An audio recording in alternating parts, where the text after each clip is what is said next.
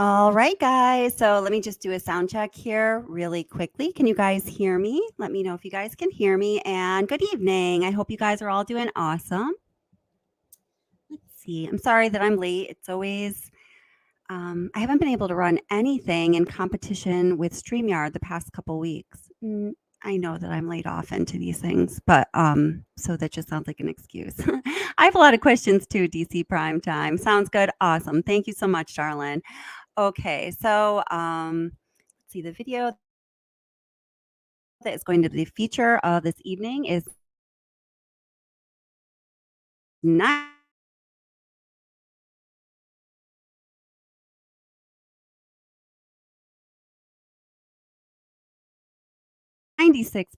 uploaded. So as I'm just waiting for those last moments here, I'm going to play. That is our hi, Jay Michelle. Gone vegan. I was reading your comments. I'm sad about Kylie too. That's just very.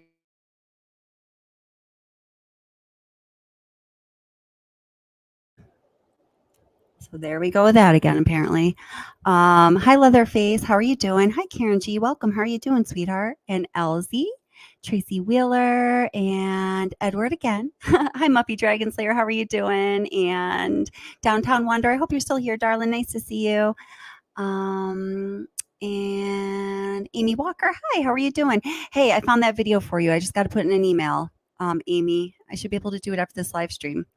It took me a while to find it. And let's see. Who else is here? All you wonderful people. Hi, Honey Bun. How are you doing? Such a sweet little name. Honey Bun.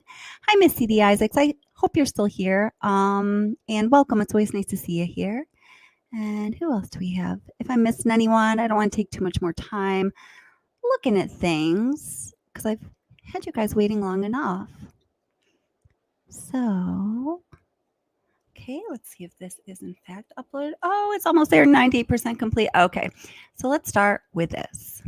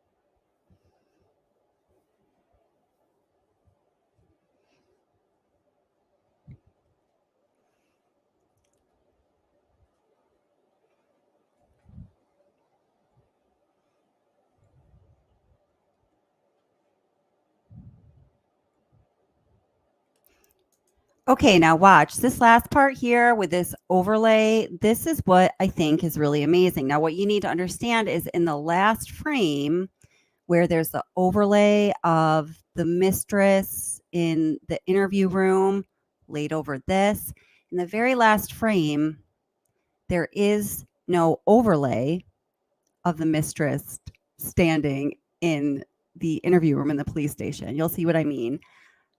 I think it's pretty compelling.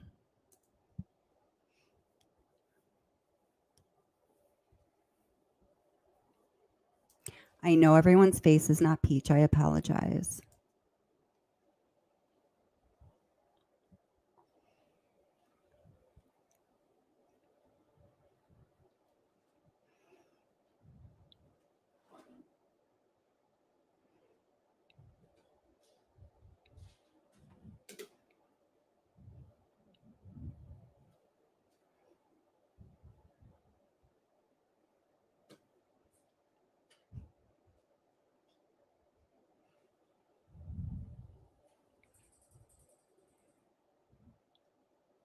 Guys, watch.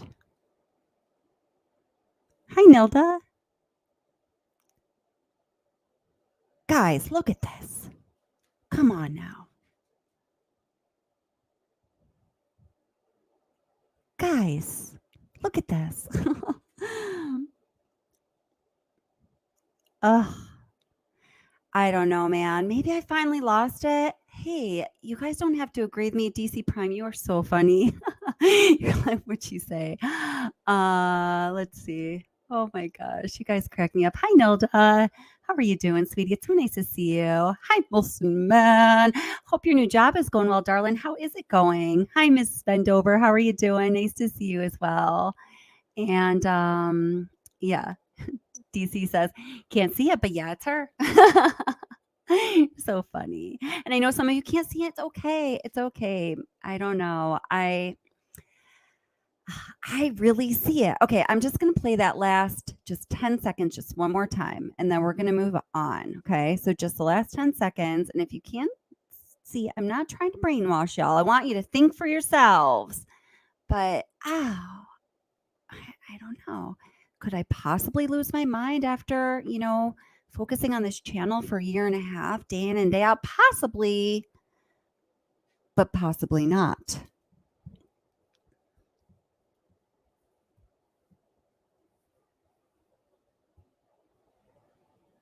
Hi, Double R. How are you doing? Hi, Lynn. Hi, Ange. Hi, Holly. Hi, Louise. How are you?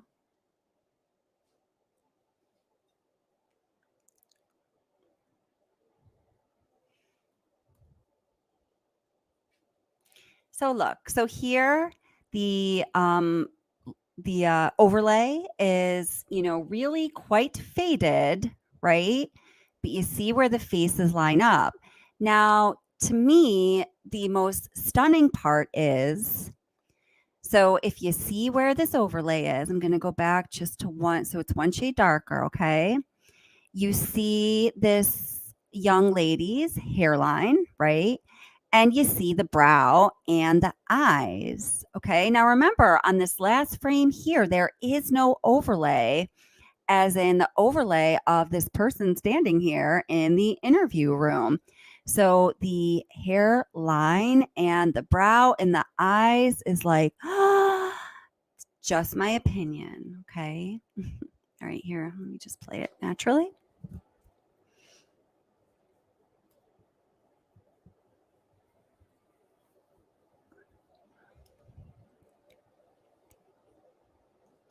Casey's fading away, but you still see that hairline and that brow and eyes.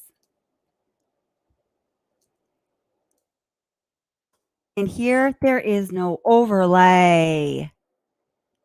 Oh, I don't know, man. So, as I said, maybe it's there, maybe it's not. I've seen some other creators do some pretty compelling work with this footage of the security cam. I had not seen this particular shot yet. It may exist out there. I personally haven't seen it, But, this combined with legitimate work some other creators have done, I don't know. Yes, at this point, everything indicating that there was someone else who took part in this horrific crime is truly circumstantial. There is no positively identifying information, or if there is evidence that would positively identify someone at the crime scene before, during, or after the horrible crime was committed, law enforcement chose to not analyze that evidence. So that's really problematic, right? So what we're left with is a bunch of circumstance. Hi, Maggie. How are you doing? Nice to see you. Welcome. And let's see. I think I just saw a couple of people I just want to say hello to quickly. Hi, Jamie. How are you? Nice to see you. Welcome. And hi, Mia. Hi, Mia M. How's it going? Nice to see you too. Hi, Aggie. How are you? Welcome. Welcome to Watch the Obsession live chat and discussion. Nice to see you here. And Wilson, man, how is that job going? I don't know. Maybe you answered me. There's a little lag in chat as always, but I'd really like to hear about your new job. And also a curious Rose started an exciting new big job today. And I, who am always starting a new job, it seems, because I do some contract work, started a new job, but this is a permanent position. I'm a behavioral analyst at a location. I don't want to give too much detail, working with students with autism and some more moderate to severe behavioral problems, which is exactly what I want to be doing. It's like my dream job. That might sound crazy to you, but I'm so excited. It's great. Today we did a therapeutic crisis intervention training, and I actually had started, you've probably heard me say before that, I believe towards the end of, the precious lives of Shanann, Bella, and Celeste, that family, including obviously Chris Watts, was in crisis. And I've given you examples of that. You may or may not agree with me. I started to do some work where I was putting that idea together with things that I've learned through previous therapeutic crisis intervention trainings, which is a certain modality. It's a certain method used, developed at Cornell University, which is pretty near to where I am right now. It's all evidence research based, lots of pie charts, DC primetime, lots of pie charts and things like that. And you can really apply the principles of therapeutic crisis intervention to the Watts situation here. And it's just an interesting study. So I am going to finish that little project. I don't know when, but I hope you guys will check it out. Might not be up your alley, but hey, just give it a try. You might take something beneficial out of it. So it's always good to be able to identify when you yourself or others are in crisis and to know some skills so you can step in and, hopefully better a situation. Hi, Mary Beth. How are you doing? Hi, Miss Raven. Hi, Anaphylaxis. Welcome. How are you guys doing? Hi, Dub Bag Lady. That's great.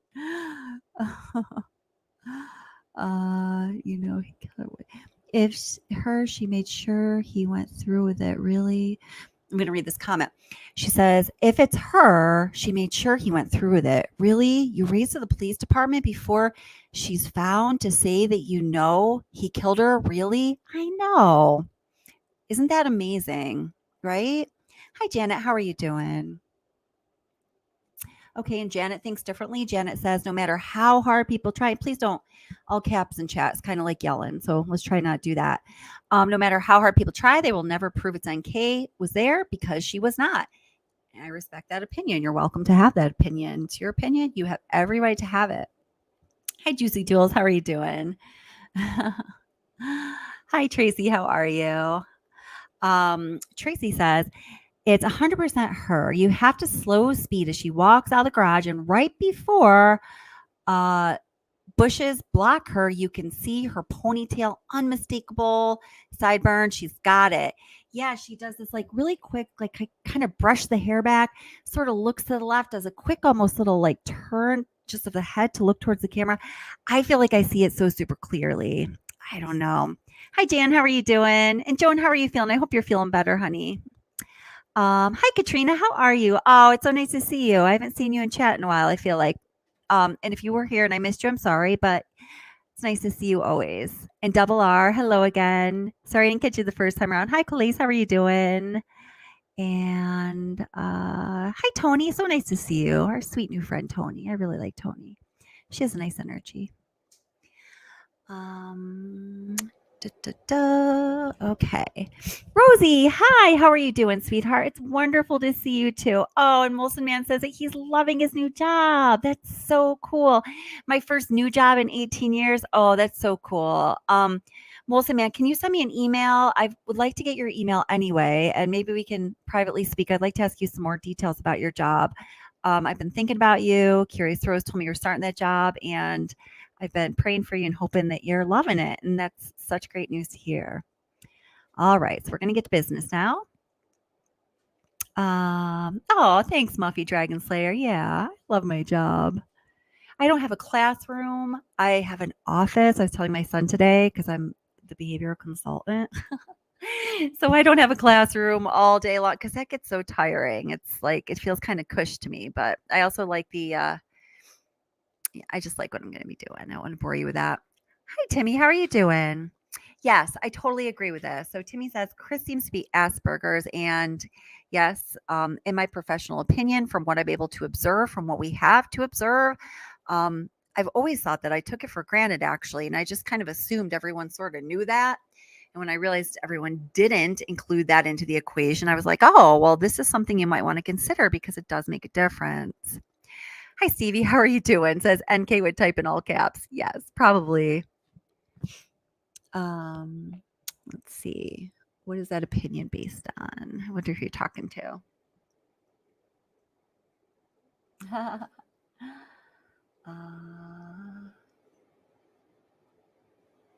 Download the footage. I want a playground.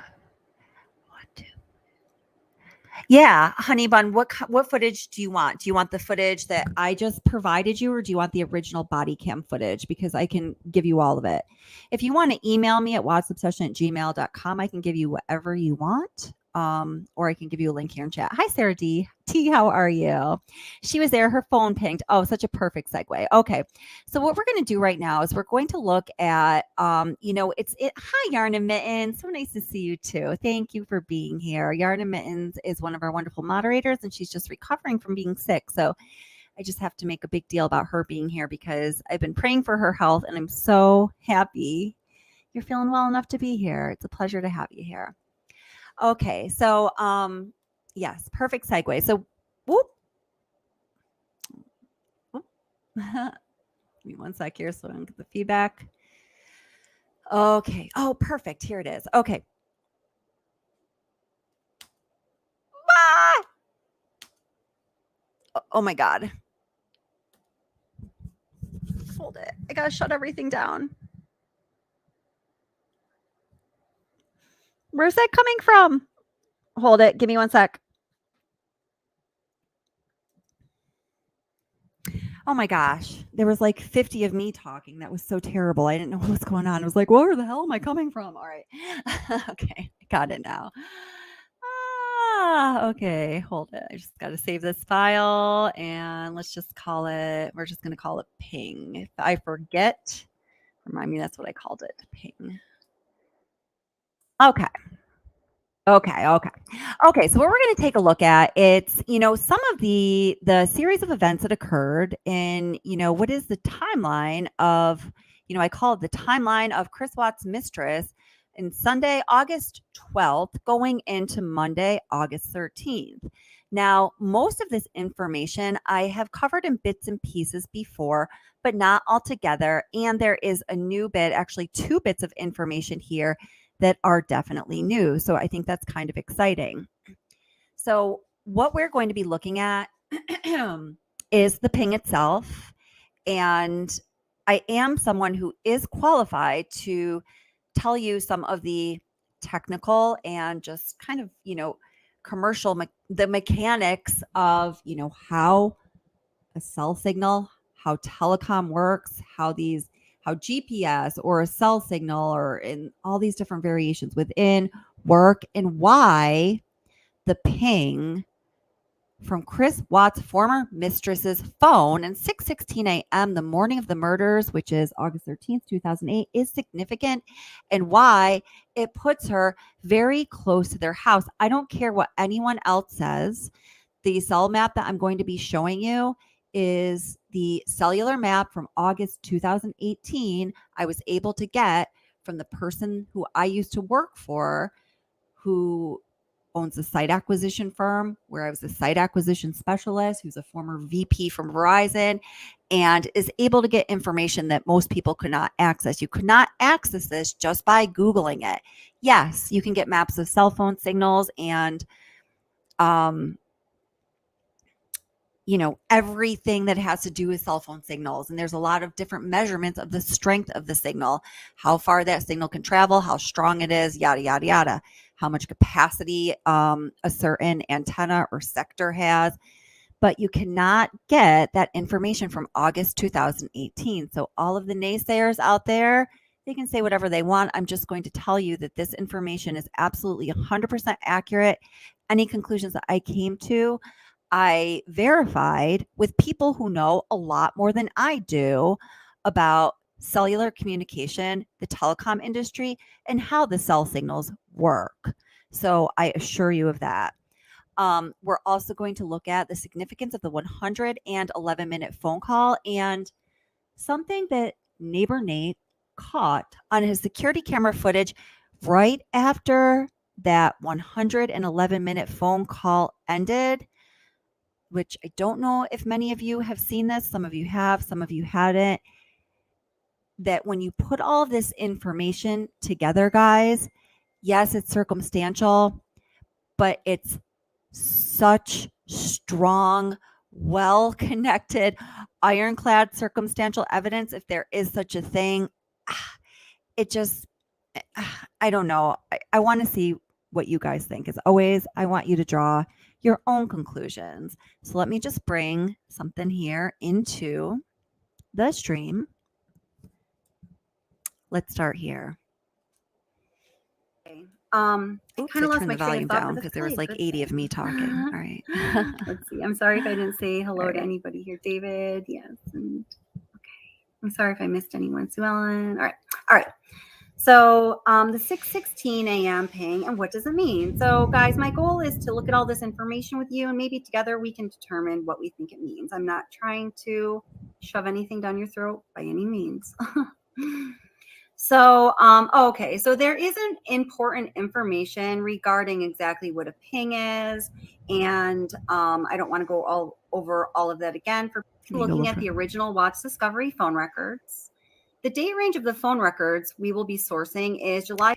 So right here, I just want to tell you guys what the sources of my information is and their level of accuracy, reliability, and replicability, because these are the measurements of a strong statistical study, scientific study, anything you're studying and trying to draw a trustworthy conclusion. These are the measures we look at.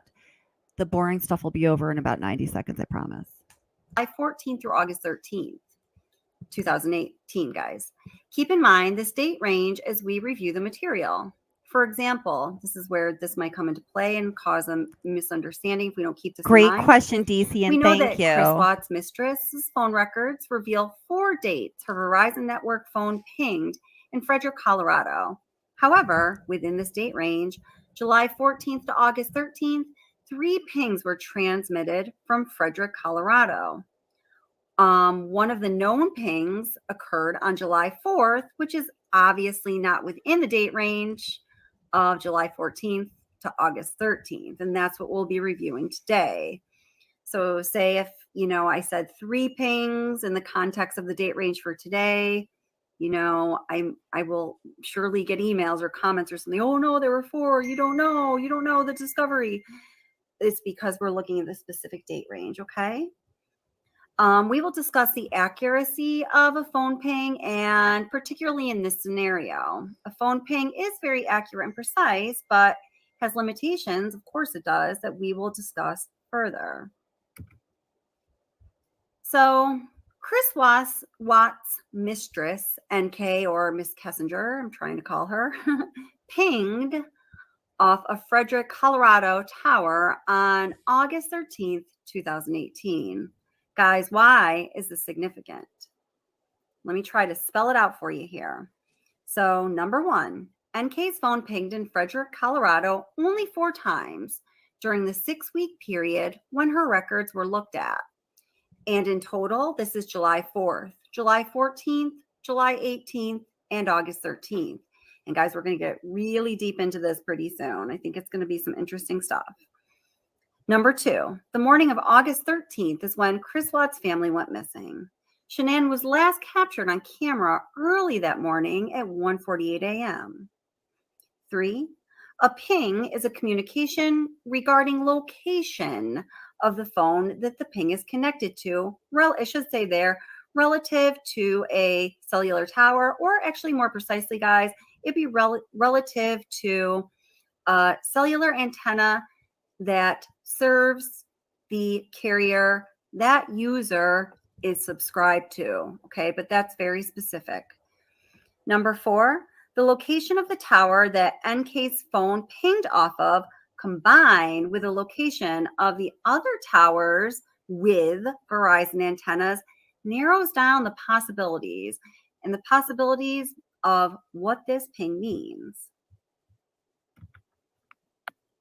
So please remember, this is not the only piece of incriminating information that has been put out there regarding Miss Kessinger's possible knowledge of involvement in, after the fact participation in this horrific tragedy that happened, when the world lost beautiful Shanann Watts, Bella Watts, Les Watts, and the unborn Nico Watts. Terrible, horrendous tragedy.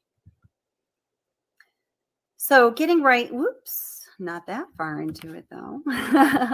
So now remember, the date range that we are looking at is July 14th to August 13th. So we're going to go through page by page of the cell phone records, okay? So again, we're trying to talk about super pertinent facts here, things that make a difference, not like. I just want to stop really quick, honey bun. I have original materials from the digital and printed discovery. I would be happy to send those to you like on a per item request, honey bun, if you want to email me at wattsobsession@gmail.com. I did use some of those originals actually in the material that we're watching right now. And when I do, I usually will put some kind of mark on it because most people don't have it at this point, is my understanding. And while I'm willing to share it with most people out there, there are a few people I would not want to share it with. You know what I mean? So if you email me, honey bun, I can give you whatever I have of originals for whatever you want. Okay. Like types of cell phone towers and types of just things that are relevant. Let's stick to the facts. So here's the first page of that July 14th to August 13th cell phone bill range, and it covers July 14th to July 21st.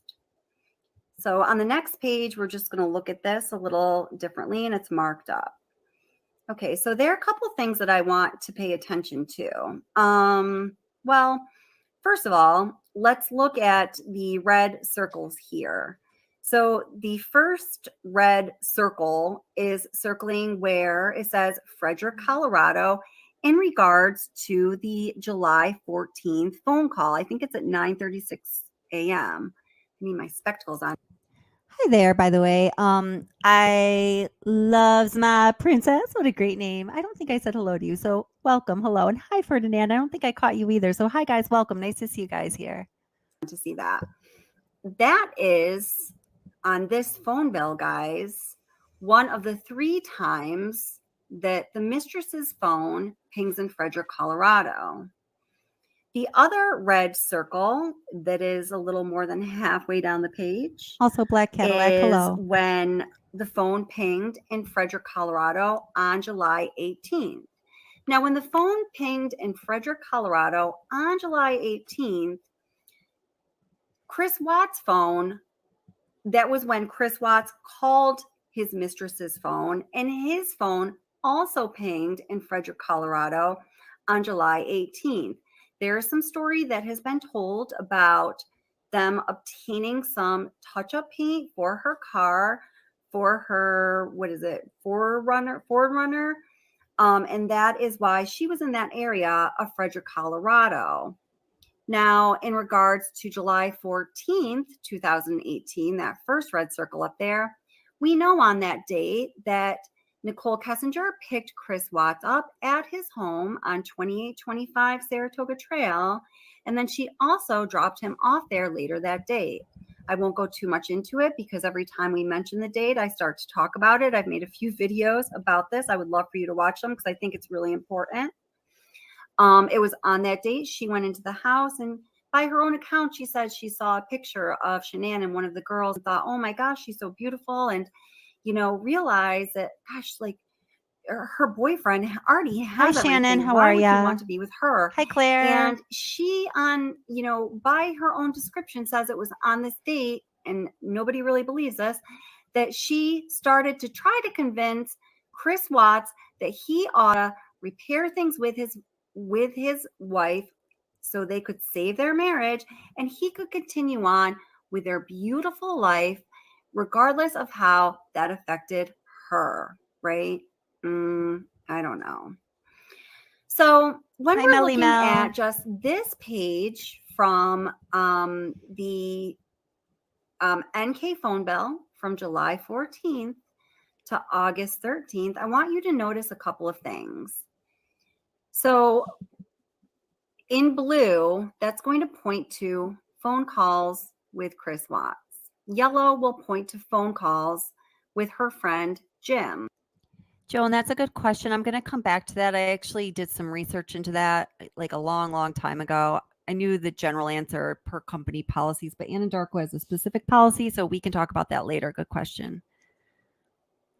And the reason I chose those colors, you're going to see in a couple pages, that is how law enforcement noted her calls with either the friend Jim or with Chris Watts. Now, we got to think about, let me just show you here, just the fact that law enforcement, like right here, went so far as to organize her phone calls with Chris Watts, who is the suspect or soon to be the person charged with murdering his family. Of course, they're going to really highlight her communications with him. The fact that they also really highlighted her communications with her friend Jim, I think that says something to us about the importance of those communications with her friend Jim. Okay. So let's not get too far ahead here. Okay. So in this date range again, guys, just to summarize where we're at so far, from July 14th to August 13th, there are a total of 3 occurrences of NK's cell phone with Verizon service pinging in Frederick, Colorado. 2 of them are seen right here, and they are both accounted for right here based on what Watts and his mistress have reported to law enforcement. So now the longest call bit over to the side. Amy, I just want to say that Amy says, I believe in my heart that NK went to the house at night and was waiting for SW to come home. They pounced on her, in my opinion. I believe that she was there too, waiting. I just think she flipped her shizzle. And, there have been accounts by people close to the Watts nuclear family that have said that there was more persons there than just Shanann and Chris. Whether that's true or not, or reliable or not, I really don't know. But just her kind of neurotic, obsessive behavior, the way things were going. I I can't imagine a personality type like hers just saying, you know what? I kind of feel this guy slipping away. I'm like really obviously freaking into him, no matter how much I deny it. And, his wife has been gone for 6 weeks. We virtually had our own little love pad without her interrupting it or the children, even though I preached to everybody about how I always encourage him to spend time with his children. Well, according to their timeline, his children were only in Colorado when he was there for a total of 4 days while these two little lovebird enchiladas taquitos were dating. So, yeah, that doesn't really work out. So, I can't see this mistress being like, well, his family's coming back, his wife is coming back. It's been really fun. It's been really intense. We've been doing it 20 times a day until we slowed down. And now we only do it 3 times a day. And, all of this stuff, wedding dresses and da da da da da da da da. Oh my Lord. And had been Googling Shanann and Chris about a year before they even started dating. We still don't know what's up with that. And I made a video the other day confirming that DA Work himself said, yeah, it was in the discovery. That's what was in her phone data history. That's what's up. I can't explain it. Not my job to explain it. I'm just the DA. But I just can't see this mistress being cool with a family coming home and being like, you know what, I'm just going to slip away gracefully because I'm a graceful kind of gal. You know what I'm saying? She's not graceful. She's not a graceful kind of gal. So highlighted in blue, you see it says the longest call that is to CW, and I'm talking about on this page, on this bill, is 44 minutes, and I'm pointing to it, okay? And just really quickly, I'm going to stop pausing. Thank you very much, Buffalo Creek Studio, for the super sticker. I really appreciate it. Thank you so much for supporting the channel. Very, very much appreciate it. Thank you. Thank you. Especially, and thank you very much, Holly. Yes, I also appreciate your support, especially since, well, you know how it is with the Watts case. As you get talking about touchier subjects, all of you newer creators, look out for this. With the climate of true crime in the Watts case in general, when you dare to talk about the touchier subjects, chances are YouTube is not going to monetize you based on ads. So I very much appreciate the support because it's not what it's about. And I so strongly believe that complete justice has not been reached or served or even pursued for these victims. And it freaking breaks my heart. I know a lot of you guys feel the same, but this is a mission that's not going to stop. It's not like a passing thing. Those of us who are committed to it, for all of you listening out there, we're committed to it. So you're going to have to work with that somehow. And maybe the best thing would be to put some energy into actually investigating this crime through the proper legal channels, investigative and legal channels. Okay. The longest call on this page at all is to Jim, and that's a 75-minute call. Now, I'm going to tell you, just, having gone through all of this information and having looked at it closely, this 75-minute call is the second longest call, second only to the 111-minute phone call. Hi, Jennifer. That happened the night before, the morning going into, when Shanann Watts arrived home from Arizona, when her flight was delayed on August 12th, going into August 13th, when they had that really long 111-minute phone conversation that she could remember nothing about. Okay. So when I listen to other channels or I read the comments on my own channel or I just hear people talking about this issue, people will say, oh, well, they were on the phone forever, for like hours and hours all the time, like a 111-minute phone call. That was like the norm for them. Guys, what I'm showing you is that no, it was not. It was not the norm. 111-minute phone call was not the norm at all. Okay. So when we're looking at this date range, July 21st to July 26th, the longest phone call that Miss Kessinger had with anybody was 54 minutes, and that call was to Chris Watts, and there it is. Okay. So my notes here are: notice Miss Kessinger's phone does not, it should say does not, I cut that off there, does not connect with or ping off any antennas in Frederick, Colorado in the state range. Also notice the longest call between Watts and NK is 54 minutes, and that is the longest call on this page of the phone bell. Okay, you said that, pretty straightforward. So again, here we see how law enforcement considered Jim to be important enough that they color-coded Miss Kessinger's communications with him right alongside her communications with Chris Watts, who is either the prime suspect of or charged with, at this point, charged with triple plus homicide.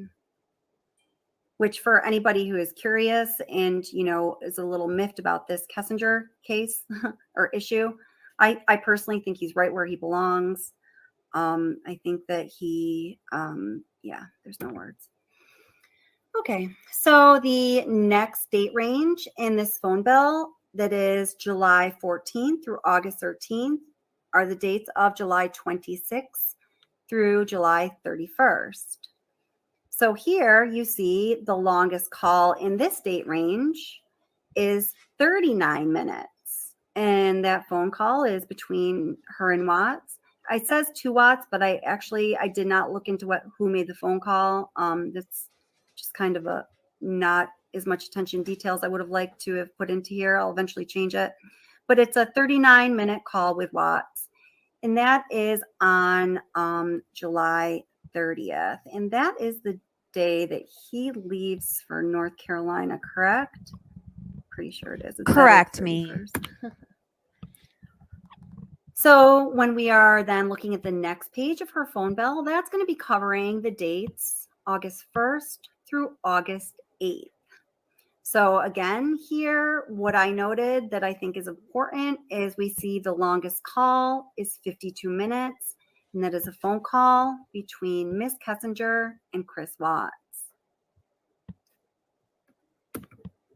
Hi, Ara. How are you, honey? Welcome. Thanks for being here. Okay, so now we are into a portion of the phone records that is most critical. So this portion of her phone bill records her calls, at least her voice calls, or her voice record, I should say. There's voice over data, so this is voice, not data, obviously. The dates August 9 through August 13. So here you'll see I prominently have pointed out that 6:16 a.m. ping that is in question. And then I also noted on this page. So just really quickly, Bluff Creek Studio, I think so too. He's Bluff Creek Studio says, NK, it's like, wow, that guy is cute. I can get a job where he works. Watch me, my new project. I'm a single chick. I have time. NK must have found CW on Facebook in 2017. Yes. And I saw another post you put that, oh, she didn't give her phone to law enforcement, get her phone back, search for them, and then give it back to them. The searches were in 2017. You're correct. I don't know if I misspoke, but the first searches were for Chris Watts in August of 2017, August 7th to be exact, and Shanann Watts on September 1st of 2017, or is it September 7th? It's one or the other. And actually, it is Miss Kessinger's search for Shanann Watts on September 1st or 7th of 2017. That is the chronological event that begins the official timeline of the Watts family murders in the discovery. So let me say that again. It's Nicole Kessinger's search for Shanann Watts in September of 2017 that is the chronological timeline event that starts the official timeline in the discovery. First event. That is significant. The next longest call, and next to the 111-minute phone call, is to Watts, and that's a 51-minute phone call. So we have the 51-minute phone call. That's the longest call on this page of the bill. If we go back, 52-minute phone call. That's the longest call on this page of the bill. On this page of the phone bill, a 39-minute call. That's the longest call. And then 56 minutes. And then the longest call on this first page was with Jim, and that was 75 minutes. And her longest call with Watts was 44 minutes. Okay, so we're looking at that page of the phone bill that covers August 9th through August 13th, and we see the 6:16 a.m. ping where her phone pings in Frederick, Colorado. Now, this is 1 month billing cycle. So in this 1 month billing cycle, that happens only 3 times. The other 2 times that happens, we can account for it according to what she reported doing and to what Chris Watts reported they were doing. Easy breezy. Okay. Let me just pause here for a moment. So Rosie asks, now people are going to debate this, but I just want to address this really quickly. She says to DC, but why did the dogs hit in the basement and not the bedroom? And what about the rolled up rug in the basement? Law enforcement ignored that some believe they did it while standing on. You mean committed the crime? Possibly. So I have personally spoken to 2 people that work with dogs, like crime dogs, okay? One of them trains dogs. She trains dogs for forensic purposes. I don't know the proper terminology. I'm sorry. That's like not my wheelhouse. So I'm just going to do my best here. The other person doesn't train them, but she handles them. She's actually local. The first person I mentioned that's a trainer is one of my best friends, good friend. She has a few labs that do dock jumping. They travel like around the country dock jumping their dogs. It's this whole like community and thing anyway. So she introduced me to her. I talked to her once. I got talked to her twice, and she doesn't really, I don't think she wants to be bothered anymore. But they both said, and I don't even bring this up too much because everyone, a lot of people debate it. And all I can tell you is what these 2 people told me. The woman who is a trainer told me first. I wrote these things down, and then I asked them as questions to the person who's a handler. That if in a situation like somebody was murdered on a bed and the bedding was like immediately taken with the remains of the person outside the house to fresh air or whatever, or transported away, like we're just talking, okay, this happens. I'm not waiting. I'm not freaking out. I'm not spending a couple hours going, oh my God, what am I going to do? Or committing other crimes or whatever. I can't even get in that frame of mind.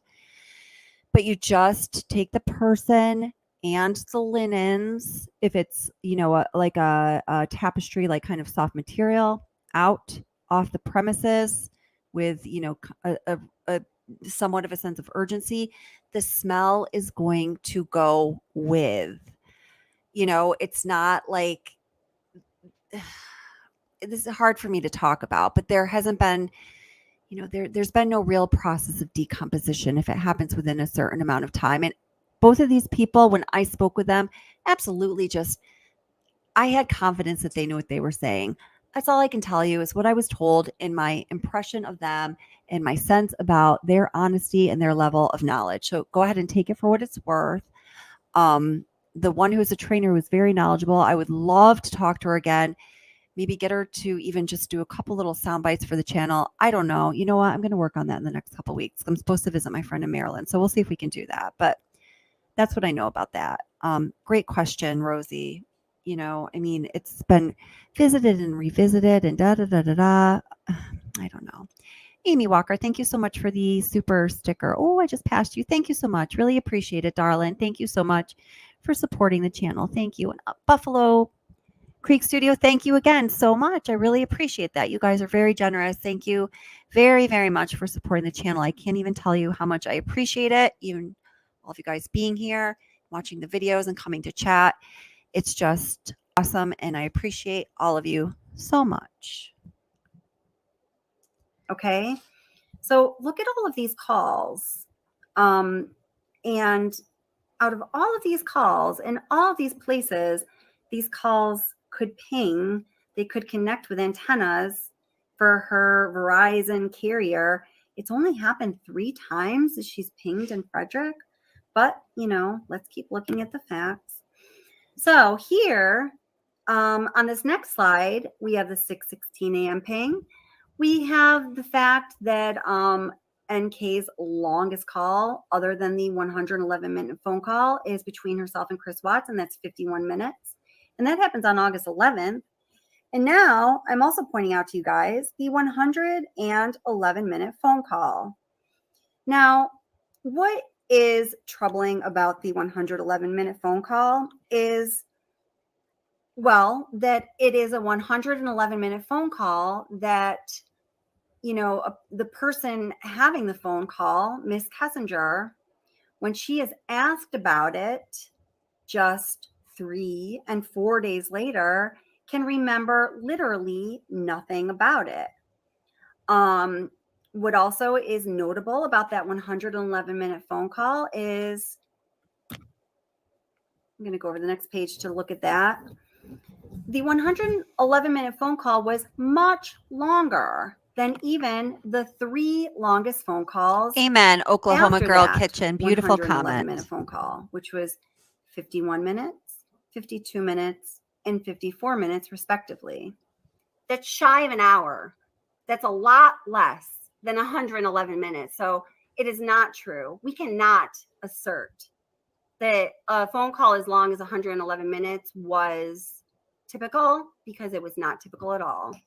The highly unusual 111-minute phone call was the last activity immediate, or you could say this different ways. I said it this way on purpose. It was the last activity, or it was the activity that immediately preceded. It was right next to, it was, synchronistic with, on the space-time continuum, that 6:16 a.m. ping in Frederick, Colorado from Miss Kessinger's phone. So when we are... So the point I was trying to make there, saying it a million different ways, because sometimes I feel like, people, do you just not hear me, man? Yeah, long call, huge, way out of their normal baseline behavior. I know all about that stuff. So that's true. It's an indicator for sure. It's the first indicator. Guys, the 111-minute phone call, according to NK's communication records, that is the event that is right next to, immediately before, all the ways I just said it, the 6:16 a.m. ping. Now, there's one other critical event between the 111-minute phone call and the 6:16 a.m. ping, and it doesn't appear on Nicole Kessinger's phone record, but I'm going to talk about it in a minute. Guys, when you put all of this together, man, I mean, it's like circumstantial evidence everywhere, to the point you can't move, turn, breathe, or get oxygen. Come on, it's like, yeah, I don't know. It's so frustrating to me.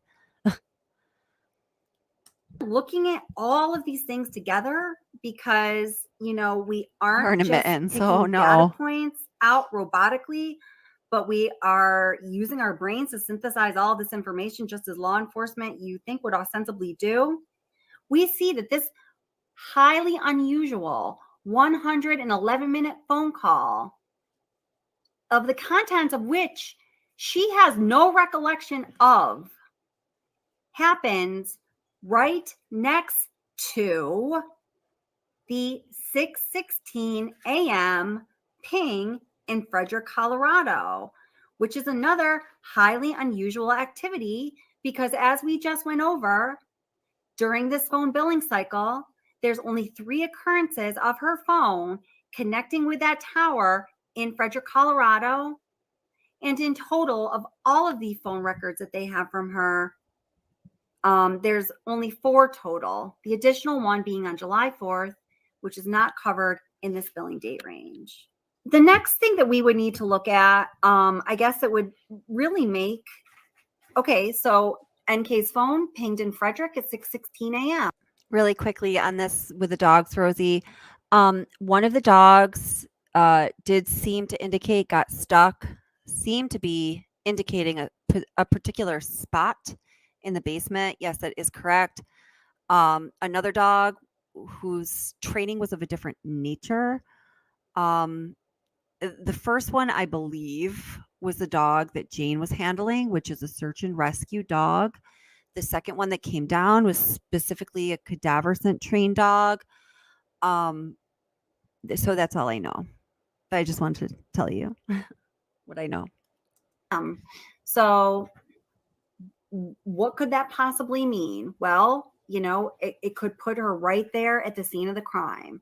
It could mean that, some people have speculated that maybe she was just doing a drive-by, that she knew that, her married boyfriend's wife was coming home just hours before. And remember, Chris Watts had told her that he wasn't going to be coming into the office that morning, but he was going to be reporting somewhere out in the field. So, with her being told all that, knowing all that, and being the very jealous type that I believe she was she maybe just driving by to see what was going on at Saratoga Trail? Some people have speculated on that, and I think we can show that's not the case, and I will be getting to that. But it's also important to know where Chris Watts was during this time. So, according to documents provided by Tony Husky, who was, I can't remember what his precise position was at Anadarko, but he was the person who was able to, he kept these records. He was able to look into these records and was able to access these records if anyone needs to be looked into or any incident needs to be looked into. So, according to the documents provided by Husky, it appears Chris started his work truck at 5:18 a.m. So I pointed that out on Monday, August 13th, 2018, and it remained on at his residence for 27 minutes. It appeared Chris Watts left his residence at 4:45 a.m. and down here it says 4:46. I'm not sure which one it is, and drove 47 miles to an oil well site in Keenesburg, Colorado. So I just have to pause for a minute. Lack of precision and discovery for a triple homicide, I think it just disgusts me. Do you guys feel like that? Like how, I don't know. I just feel like at the very least, have respect for these victims by being factually accurate, precise, and consistent. Is that too much to ask? I mean, you are all educated people, aren't you? Those contributing to narratives and supplements in the discovery.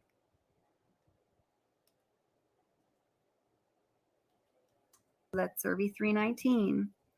Chris Watts arrived in Keenesburg at 6:53 a.m. So when you're looking at this timeline of what was Chris Watts up to that morning, that 6:16 ping would happen, half an hour after Watts apparently left Saratoga Trail and, a little over half an hour before he arrives at Survey 319. So, right in the middle of that, all of that. Get another drink of water. And, well, yeah, hold it. Let me pause here for a sec too. So let's see. Yeah, imagine if this went to court. Seriously, Ara. Oh, I mean, so many more answers. Gosh, don't we wish? Now, Bluff Creek Studio says she manipulates men and women of a professional level of intelligence quite easily. The cop was all into her, in your opinion, and Tammy read it and left the room hoping it got them some info during the phone handover. I agree with you, Buffalo Creek Studio. Now, some of the, speculating or questions you guys are putting out there about your just statements about, she didn't really say anything. She definitely couldn't answer yes or no questions. She always had to talk about herself. I do think that she was rather intelligent, above average intelligence. It's, yeah, I give that to her. It kind of pains me to say so because she acted in such a despicable way in other ways, but I do believe that about her.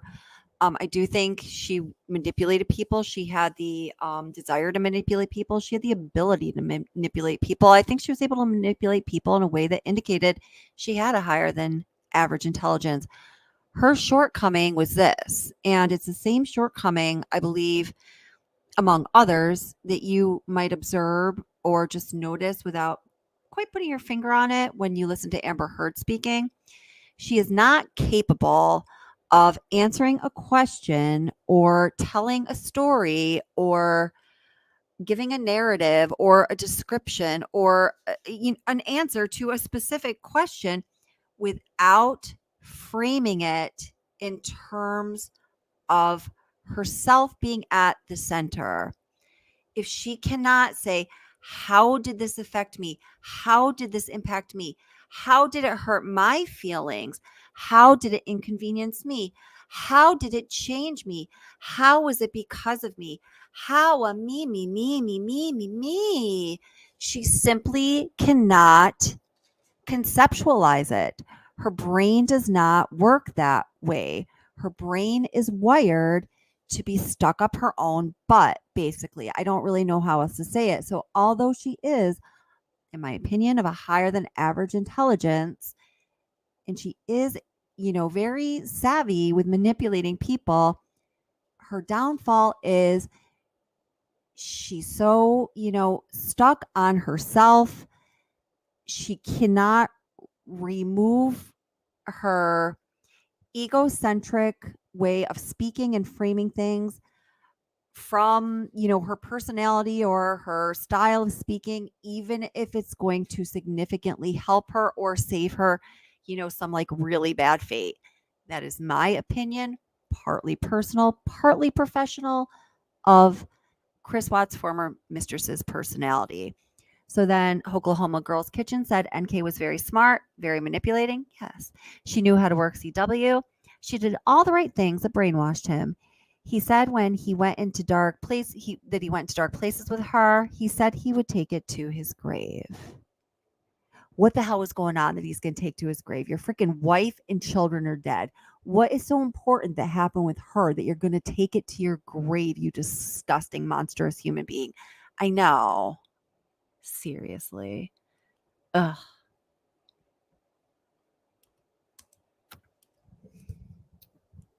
So, okay. So shortly after that phone call, and then I'm going to be getting right back to those things. Oops. Oh, wait, hold it. This is another one I really want to read. I'm sorry, guys. Downtown Wonder said she didn't even know who Chris Watts' supervisor or boss was. She worked in the office. I don't believe that for a hot second. So I'm going to, on Thursday evening, be doing the second installment of the Miss Kessinger redacted files. So I will be reading the transcript only portion of the August 17th phone interview that was mysteriously cut off. And of course, after it was cut off and we are no longer provided an audio from law enforcement, that's when the juicy stuff starts rolling.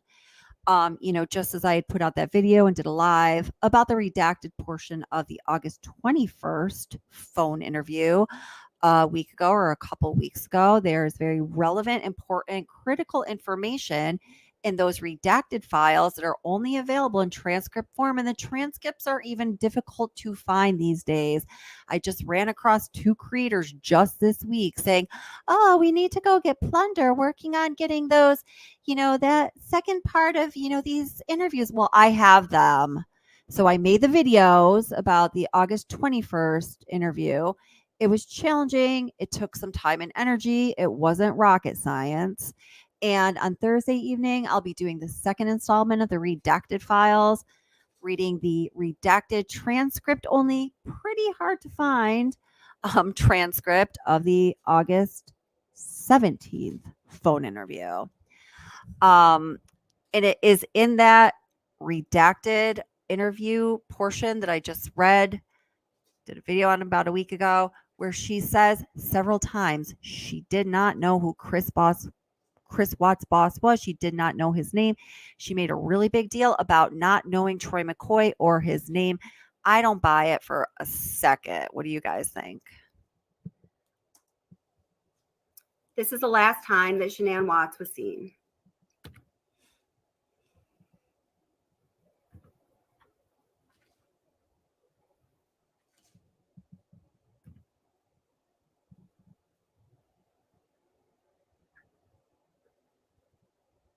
Okay. She gets out of Nicole Atkinson's car. She goes to the door, and that's it. We never see this beautiful woman again. Okay. So sad. Better stop there. Also, keep playing sounds. Now, oh, you know what? Something I need to show you from Discovery. Just 1 second here. Let me just pull up the Discovery because I'm going to have to. Edward. That's funny. Funny, One but not. second here, guys.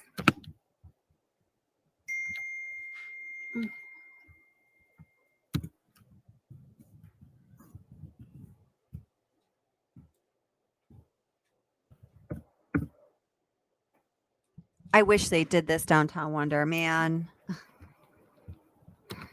Just 1 second, because it just takes Hi, a second Capricious to load. TR. I want to have this ready for you when I need it. I'm so sorry. Hi, Capricious TR. How are you? Welcome.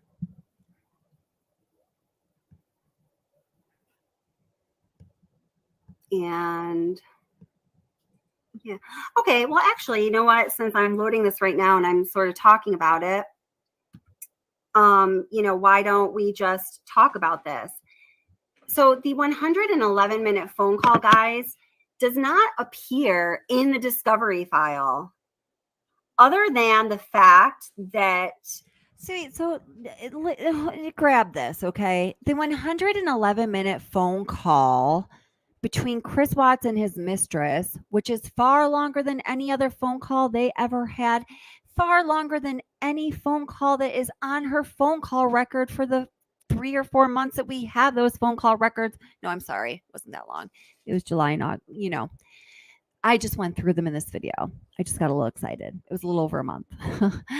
But, we determined earlier, there's a 111-minute phone conversation, which is almost 2 hours. The next 3 longest phone conversations are 54 minutes, 53 minutes, and 51 minutes, respectively, which is all less than an hour. This is really out of baseline behavior pattern. This is not normal. This is a red flag. This means something. Record of it existed in that very first rendition of Discovery. I'm sorry. And that 111-minute phone call is not in the official Discovery timeline. That same chronological timeline in the Discovery that starts with the chronological timeline event of September 2017. Nicole Kessinger, Google searching Shanann Watts. Nicole Kessinger is appearing all throughout that official Discovery timeline until Sunday, August 12th. No Kessinger. Monday, August 13th. No Kessinger. Until I think it's like around 5 p.m. When we know that Kessinger talked to Chris Watts on the phone Monday morning because she told Kevin Kobach that. It's in the redacted files that I read last week. She says it a few times. I talked to him. I said, I want proof that you were there. I was still on the phone when he sent me the proof. And I was like, why? I was still on the phone with him. And I looked at the phone and I was still on the phone with him when I got the text. I was confused because I was still on the phone with him. Why? Weld County was putting out that they stopped putting that out very shortly after the Discovery file was released. And they replaced it with the next month's phone record, which is bullshit. It's not useful at all. They don't mention it at all. The 111-minute phone call, just wrap your head around this. The 111-minute phone call it exists nowhere in Discovery, nowhere. And when you look at the official Discovery timeline, it is conspicuously missing. So this is really bothersome. So this is a piece of information in addition to the information about the ping that we need to consider when we are thinking about, okay, is justice complete, or is there more justice to be served in this case?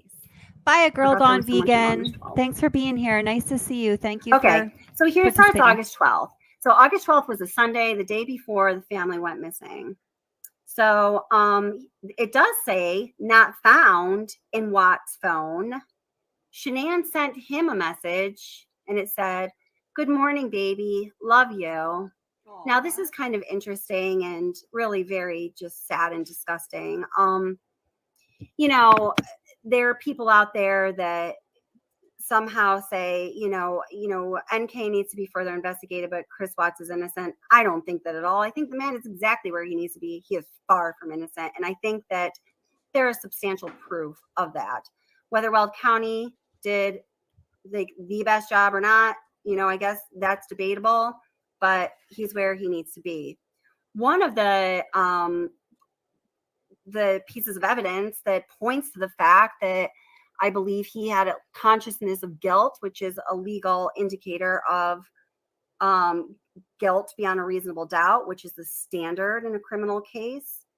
Whereas in, some civil cases, the standard would be what a reasonable person would do. In a criminal case, it's guilt beyond a reasonable doubt. But anyhow, is the fact that there were certain things that were not found in his phone. They were missing. They were deleted. And they were all things that had to do with Shanann and his relationship with Shanann, his marriage to Shanann, and his communication with Shanann. So in the few days before this terrible tragedy happened, he was deleting her communications out of his phone, like he was erasing her out of his life, which hurts me to say, but we have to talk about things for what they are, okay? So as you look at August 12th, 2018, you'll see that there are other things that were not found in his phone having to do with Shanann. I'm not going to go through all those now because that's a different topic.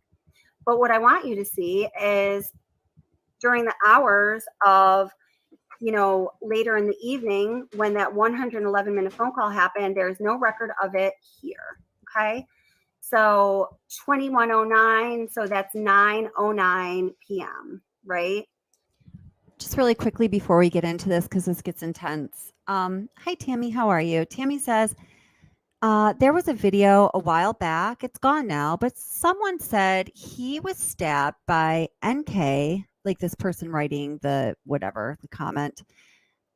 I like to just keep things straight and factual in this channel. It's like just one of my missions around this case. So I just want to bring this out. And I totally understand why you would think this. People put it out there and like, hey man, it's fact. They say it like they're like, hey, look up there. The sky is blue. And you're like, oh man, the sky is blue. Of course it is, right? So I get it why you'd question this. That this person commented saying that NK stabbed him when she was 17. She was caught with a man. She never got in any trouble, and her file is sealed. Where is that video? Well, I know who put that. I know who's behind putting that video up. It was taken down because it was a lie. Somebody may have commented that somewhere, and somebody just picked it up and kept perpetuating it. I mean, the things people comment on my channel, pretending to be people that they're not. If I put all that out there as fact, we'd all be really confused all the time. So what we do know about NK's criminal record, and the only thing we know about her criminal record is that when she was in her late teen years, Plunder, Paula Mooney from Plunder, brilliant, great investigative research. She's awesome. She found that Nicole Kessinger, she provided the mugshot and everything, was arrested for some kind of disorderly conduct and resisting arrest.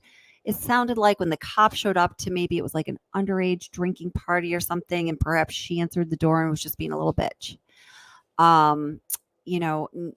We don't even know exactly what came of that. Or maybe Paula does. I honestly can't remember. It was like a little blip, but that's the only thing. I do know that the story that you're asking about here, it was a little flare up on the streets of YouTube or the streets of Watts Island, YouTube, whatever. But no, that was just fictitious. bad people spreading fictitious things.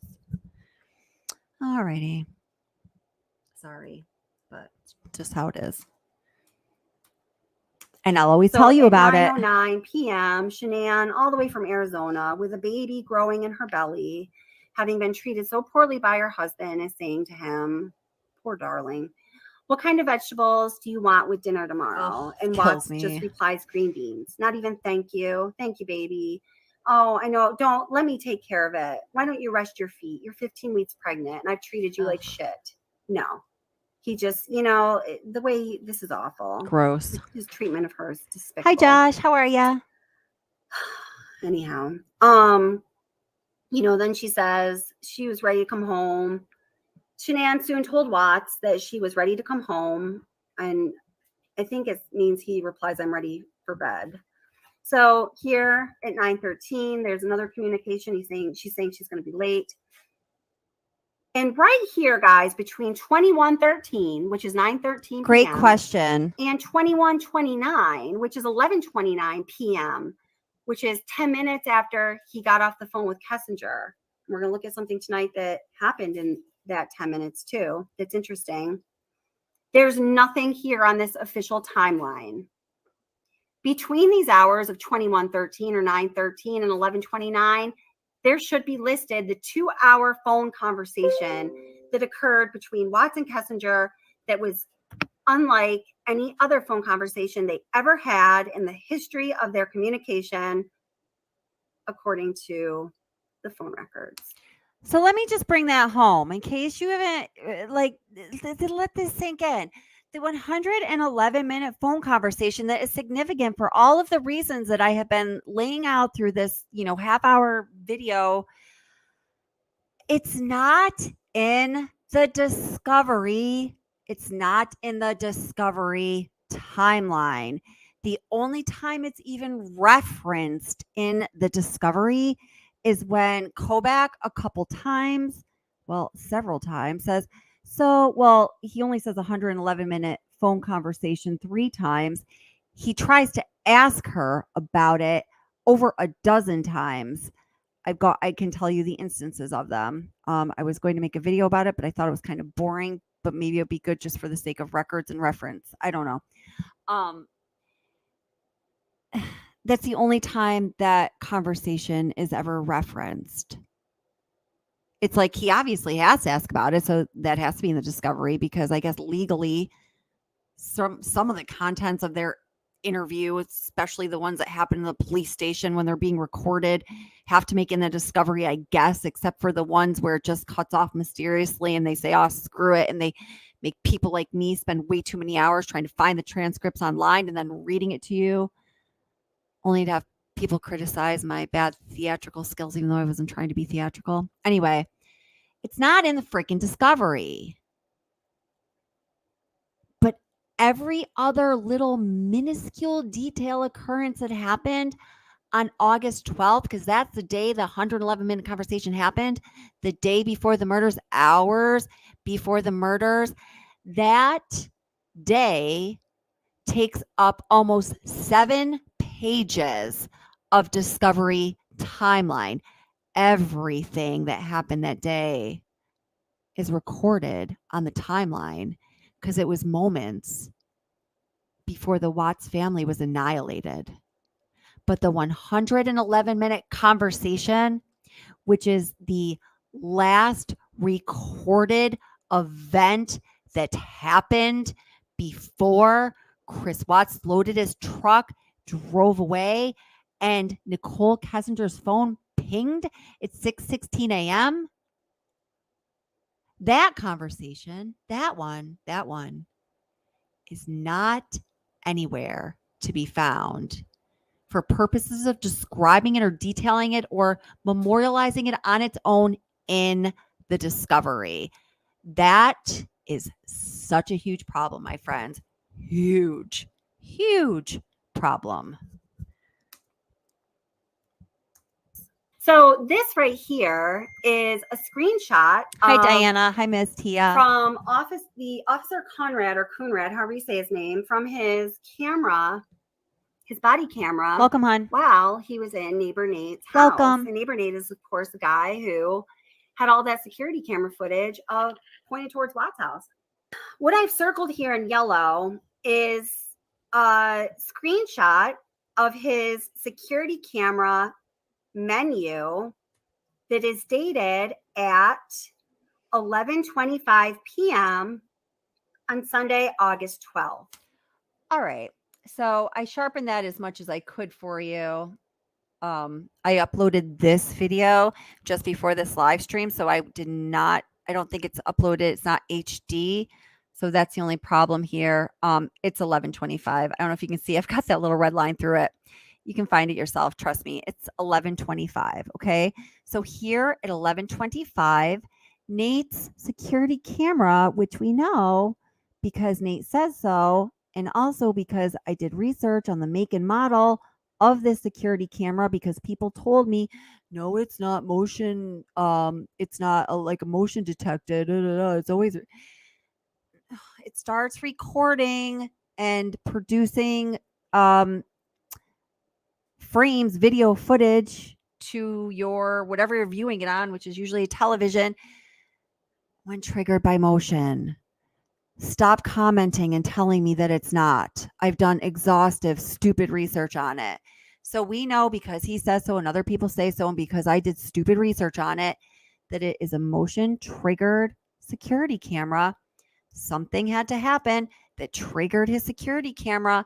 So at 11:25 here, when his security camera just all of a sudden starts recording, looks like it's because here's these headlights, car driving by the Watts house 4 minutes after the 111-minute phone conversation, of which there is no mention of in discovery, for the purposes of describing it to detail, memorialize it, or catalog it for a triple homicide. 4 minutes after that 111-minute phone conversation ends, this happens. And it shows headlights going by the Watts house. So that is most likely, based on what we know about how Nate's security camera works, what triggers it, and when it starts recording, we can safely deduct, I would say. Tell me if you think I'm wrong. I'd be happy to talk about it. Questioning things, you learn more about them. We think we can safely say it's that car going by that set off Nate's security camera. So there's a car going by at 11:25 p.m. So this is 6 minutes after his 111-minute phone call with his former mistress ended. And let's do it, Stevie. It is 4 minutes before he finally responds to oh no, she made an unanswered call, so he doesn't even respond. Okay, yeah, so all we need to know then is it's just a couple minutes after that phone call.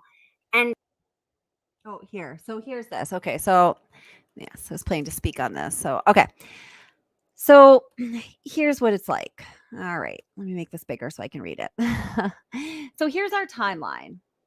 This is what no, I'm sorry. This is not what's shown in the discovery. I'll show you what's shown in the discovery in a moment, because I included something the discovery does not include, which is the 111-minute phone conversation. All right. So we see here that the 111-minute phone conversation, as noted on top, starts at 9:28 p.m. and it ends at 11:19 p.m. So the next, while that phone conversation is going on, there are a couple other little events, I think, that happen, like some text between ancillary players or whatever. So 1 minute after the 111-minute phone conversation, of which there is no mention of in discovery in any meaningful way, 1 minute after that conversation starts, poor Shanann makes an unanswered call to her piece of shit husband. Pardon my shit, saying French, whatever. But seriously, he's awful. Like, this just makes me obviously, but it just makes me so sad for her.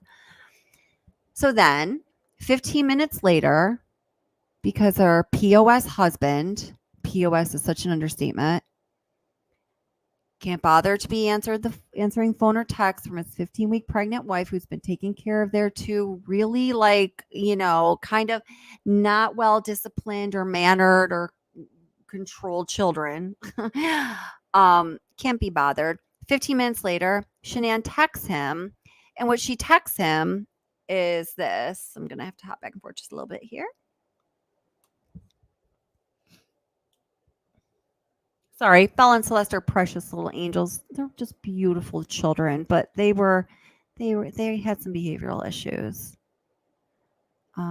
It's a lot of kids do. So, okay. So, at 9, yes. I was just second guessing my military time. So at 9:29, a minute after that conversation started, Shanann made an unanswered call to Watts. Now, 15 minutes later, at 9:44, Shanann told Watts via text message, tried calling you to give you an update, was starting to board, and they announced that our crew isn't here yet. And it's going to be a minimum of an hour before they are here. All right. So she was originally supposed to be getting home at 11:30, which was 9 minutes after the 111-minute phone conversation ended. Now we know On to the ping. Sorry. Accidentally hit the space bar. Just startled me. So we know that Watts was either not seeing, he definitely, we can surmise he was not seeing because he was having this intense of some sort, 111-minute phone conversation with Miss, I don't know. He was not responding to Shanann because Shanann was trying to reach out to him through phone call, through text. He was not responding. So she was supposed to be getting home about right around the time Tweedledee and Tweedledum got off the 111-minute phone conversation with their phone. They got done with their phone call, possibly because she's supposed to be home. He very well might not know that her flight was delayed. He definitely, again, did not respond to her. Depending on what they were doing or talking about, or the mechanics of his phone or his phone signal, I don't know. Would he have even known that her phone was delayed her flight was delayed at this point? We don't know. Okay. Because he just can't ever throw us a freaking bone. All right. So now, whoops. Okay.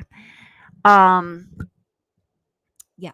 So now we see at 11:21, 2 minutes after the 111-minute phone conversation ends, Watts finally replied. This is what the forensic data analyst said. Finally replied, "Holy crap, sorry, I passed out on the couch. It's going to be late."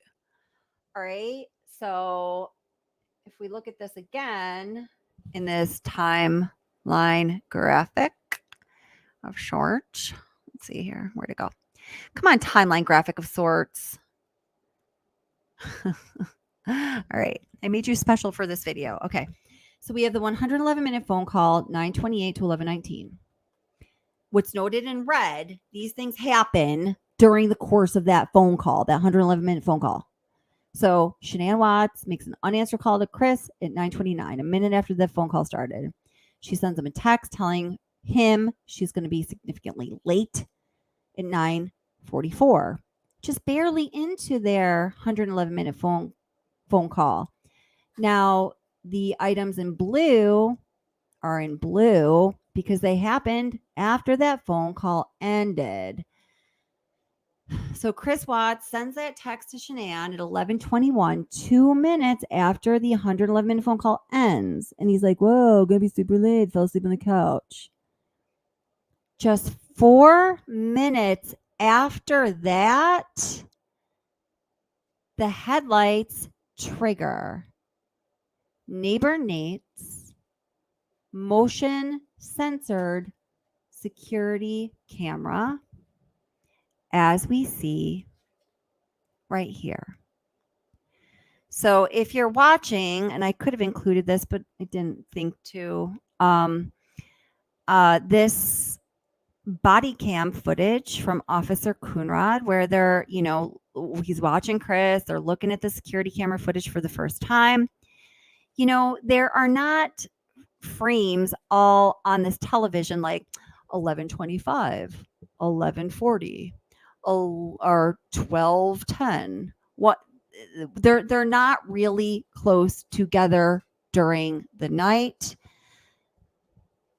They lived in like a subdivision. It wasn't a cul-de-sac, but it didn't seem like a neighborhood where there'd be a ton of traffic. This is just me speculating. At 11 or 12 at night, on a Sunday night. So this is significant. 4 minutes after the 111-minute phone call ended, a car is in front of Watt's house that triggers Nate's security camera footage. Security camera, therefore we have footage. I guess that's the way we would say that, right? So there's that. All right. Let me just keep playing this. Well, yeah, just this little portion, and then I'll stop and we can discuss. Nate's house. And neighbor Nate is, of course, the guy who had all that security camera footage pointed towards Watt's house. What I've circled here in yellow is a screenshot of his security camera menu that is dated at 11:25 p.m. on Sunday, August 12th. And it shows headlights going by. Let me just answer this really quick. So Joan was asking when Shanann was originally going to get back.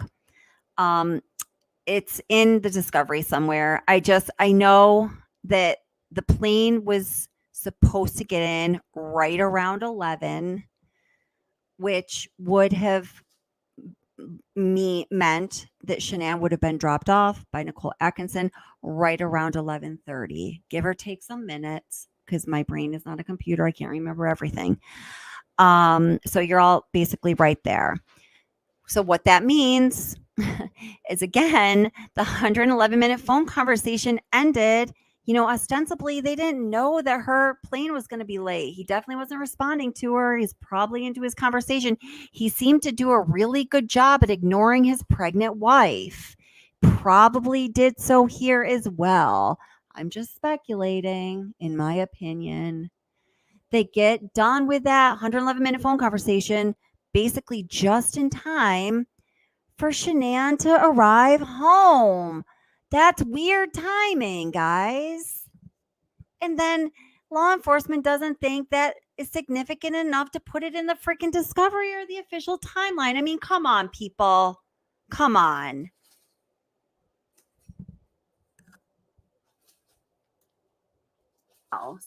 So that is most likely based on what we know about how Nate's security camera works, what triggers it, and when it starts recording. We can safely deduct, I would say. Tell me if you think I'm wrong. I'd be happy to talk about it. Questioning things, you learn more about them. We think we can safely say it's. I'm sorry. Nicole Kessinger started in Anadarko March of 2018. I believe her first day was March 6th. I saw that question in chat. That car going by that set off Nate's security camera. So there's a car going by at 11:25 p.m. So this is 6 minutes after his 111-minute phone call with his former mistress ended. And it is thanks, Amy. 4 minutes before he finally responds to oh no, she made an unanswered call, so he doesn't even respond. Okay, yeah, so all we need to know then is it's just a couple minutes after that phone call. And okay, so this was the part where I was supposed to be talking. So we have the 111-minute phone call. It starts at 9:28, it ends at 11:19. The items in red are because they happened during the course of this 111-minute phone call. Poor Shanann makes an unanswered call to POS a minute after the 111-minute phone call started at 9:29. I just seriously want to cry for her whenever I read this because it's just, ugh. And then at 9:44, Shanann texts Watts, she's going to be late. And this is the first time she's finding out she's going to be late. And this is certainly the first time he could have possibly found out if he was even paying attention. Well, they get off the phone at 11:19, about 20 minutes after her flight was supposed to have landed at Denver International Airport, and a few minutes before she would have been expected to walk through the door at 2825 Saratoga Trail. Wow, it's so circumstantial. And then at 11:21, because now, whoops, he's off the phone with Skanky Enchilada. Remember, we changed sexy empanada to Skanky Enchilada. I don't remember who did that. I don't know if you're here or not, but that's for you. Items are now in blue because they're done with their conversation. So Chris Watts texts Shanann saying, "Oh, it's so late. I fell asleep on the couch." And then just 4 minutes later, man, those headlights flip on. Nate's security camera starts recording. The car is right in front of the Watts house. I don't know. This is just. Hi, honey. My child. Okay. Hi. The landowners. Oops. Okay. So let's get into the down and dirty with the paying. Now, remember, I probably say it here, but because I worked in site acquisition in a telecom firm and I got the job because I was friends with my boss, didn't know anything about it. He just thought I had whatever he needed to do some jobs. Oh, the Pope was coming into town in Philadelphia. I worked on the Pope project for Verizon to expand the wireless capacities in 2000.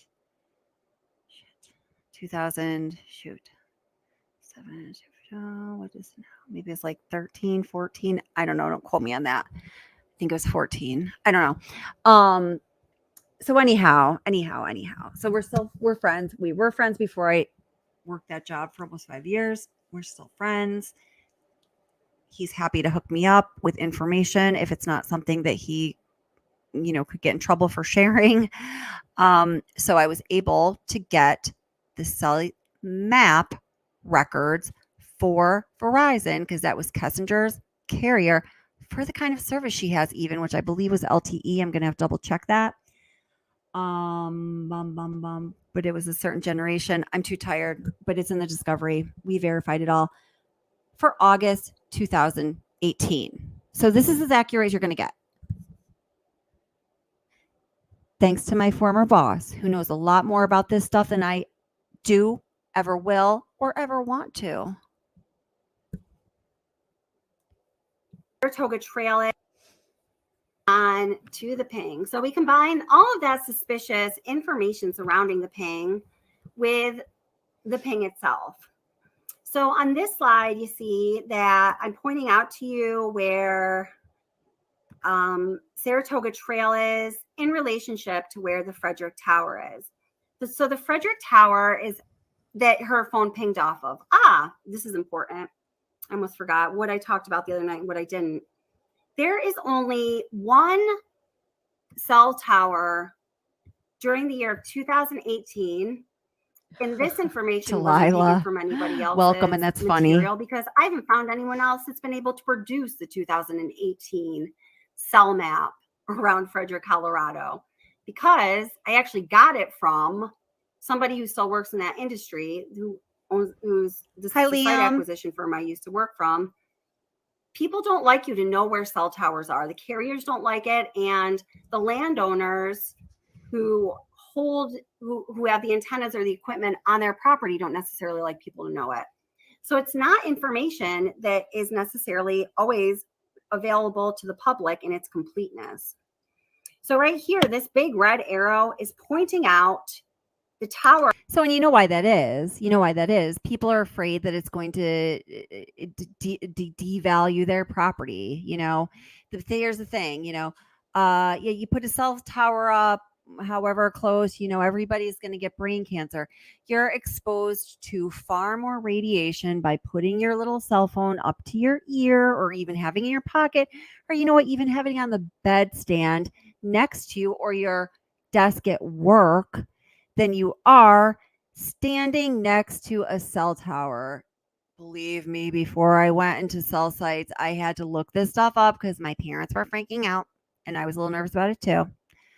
It's true. It's all, John Hopkins, that kind of research university backed, data driven medical information. So that's one reason people don't like you to necessarily know where the towers are or the antennas are. Towers, you might be like, well, that's obvious. Towers can be disguised as trees, as silos. You'd be surprised the designs they have. And a lot of times now, they don't necessarily have to have towers. You can just put up antennas, and the antennas and the sectors are getting smaller and smaller as time goes on. So they are less conspicuous and easier to not disclose to the public as to the location. That her phone pinged off of, which was the only tower in Frederick, Colorado. I will say that again. In 2018, that had Verizon antennas on it.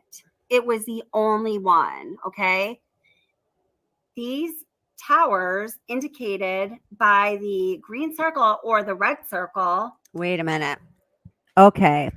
The big red arrow, it's big and it's red because it's pointing to the one and only cell phone tower that serviced Verizon in August of 2018. Let me say that again. There was one cell phone tower with the address of Frederick, Colorado, that serviced Verizon in August of 2018. When I talked to my former boss, my friend, and we found this out, I didn't believe him. So I asked his partner, because she's smarter than him, because she's a woman, and she verified everything he told me was exactly accurate. Like, duh, of course it is. This is not a big deal for them to find the stuff. I feel like when people watch this, because what I'm playing right now has been in a couple other videos, at least one that I put out before, and people question this. I don't know if, did you hear me? Did you hear me? I mean, you can go try to find this on your own, and I encourage you to, because I think people should always independently research data and information and statements others make, information others pass around for themselves to the degree you can. But it's not always possible because we cannot access all information at all time, because we are not omnipresent, omnipotent, omnipowerful, omnipotent. So sometimes you just have to say, okay, this person has a solid track record of being honest and truthful and disclosing accurate information and giving us facts. So I'm just gonna I'm gonna trust this for now. So I guess that's what you're gonna have to do or not. There is one tower with a Frederick address that services Verizon in August of 2018. The on your phone bill, when you see this ping was in Frederick, Colorado, the reason it says Frederick, Colorado is because the cell tower that your phone signal bounced off of is standing on the earth with a Frederick, Colorado address. Please let me know if you have any questions. I don't know if I can make that any more clearly. Now, okay, so fine. But we still see that there were other towers around. So we know for certain that she hit on this one right here. I'm going to try to now explain to you through this video why we can still determine her location within a certain narrow range based on what I'm about to say now. And then you can ask me questions if you have them. Because, guys, this is really important. And as more things are coming together personally for myself, this is becoming more and more important because this is something that I know we can prove. It was the only tower in Frederick, Colorado. I will say that again. In 2018 that had Verizon antennas on it. It was the only one, okay? These towers indicated by the green circle or the red circle are the towers from 2018 that had Verizon antennas on them, because AT&T towers that didn't have Verizon antennas, they don't matter. Because back in 2018, the different carriers didn't do a service share the way that they do now. That started in the United States, I believe, in 2020. But back in 2018, they certainly did do co-location, which simply means that Verizon might go in and put their antennas that will service their customers on a tower that AT&T Thank you. Can't think of one. I appreciate that. I'll check them out. We couldn't keep building freaking cell towers because they take up too much space. There's too many laws and ordinances around where you can build a cell tower because, like, they're, God forbid they fall or something like that. So anyway, so all of that is going on. So, okay, I'm getting a little ahead of myself here. Did I say it wrong? Sorry. Liam, Liam. I definitely haven't heard anywhere else because this is information that I know from working in the industry. So, okay, so Saratoga Trail, the Frederick Tower. Just so you guys get an idea of how close these are to one another. Like I started to say, the Frederick Tower is on a vacant property, or in 2018 it was, next to Pinocchio's Casual Italian Restaurant, okay? So here on the upper left hand, the beginning, we have where Saratoga Trail is, and then it takes this windy, turny route over to where the tower is. So this is a total of 1.6 miles. But when I measured the actual distance between Saratoga Trail and the tower in Google Maps, and also using the scale that's available on that map, I learned that the Watts residents at 2825 Saratoga Trail and that Frederick Tower were 0.89 miles from each other, less than a mile, okay? So now, okay, so here we are. So her phone pinged on this tower. There's no doubt about it. It's 6:16 a.m., Frederick, Colorado, on the morning of 8/13, 2018. The very same moment when Watts' family went missing, okay? So now, how likely is it that... Aunt Sally, I see your distress and I see your question. I will get back to it after this is done in just a couple minutes here, a few more minutes. I had an oil field and oil battery specialist on the other night, and he gave a really good answer to that. It's hard to think about, but you seem stressed about it, as are many people. So I will address that. That ping means that NK was at or really close to the Watts residence. Just trying to think of the best way to have you understand this. I have a couple options for myself in here. Just to think. I have the original discovery. I was talking about that earlier in this live stream. If people want to ask for certain parts of it, I'm happy to share it. When I share it, like on a video like I have today, I usually do a watermarks kind of situation because I'm happy to share it with almost all of you, but there are some people I do not want to share it with, and that's my choice. So if anybody does need access to that, you can put in your request, and I'll decide if I'm willing to give it up. Think about it. Okay. All right. So here we see Saratoga Trail. Here we see the Frederick Tower. Okay. So you see when we are looking at a map on your screen, whatever you're looking at right now, the Watts residence is to the left of the Frederick Tower that she pinged off of. Okay, it's to the left of it. I'm not going with north, south, east, west because it's not necessarily in this orientation and it just gets me personally confused. Nature. Anyway, okay. So when we're looking at the screen here, we see the big red arrow points to the tower that she pinged off of, but the Watts residence is to the left just a little bit because we're really pulled out in this map here. Now you see along this highway over more to the right of the screen, I have these pictures of Nicole Kessinger from the sand dunes on her sand boogie board, looking all cool. So I put her picture there because this is the route that she'd be taken to work. So she'd be Wait, hold it. She'd be taken to work. Christina, I think you're right here. Okay. Christine says, and welcome, by the way, just to speculate and probably far-fetched, even if her dad isn't a powerful elite, if he grew up and knew people, he could have just had friends in law enforcement to let things slide.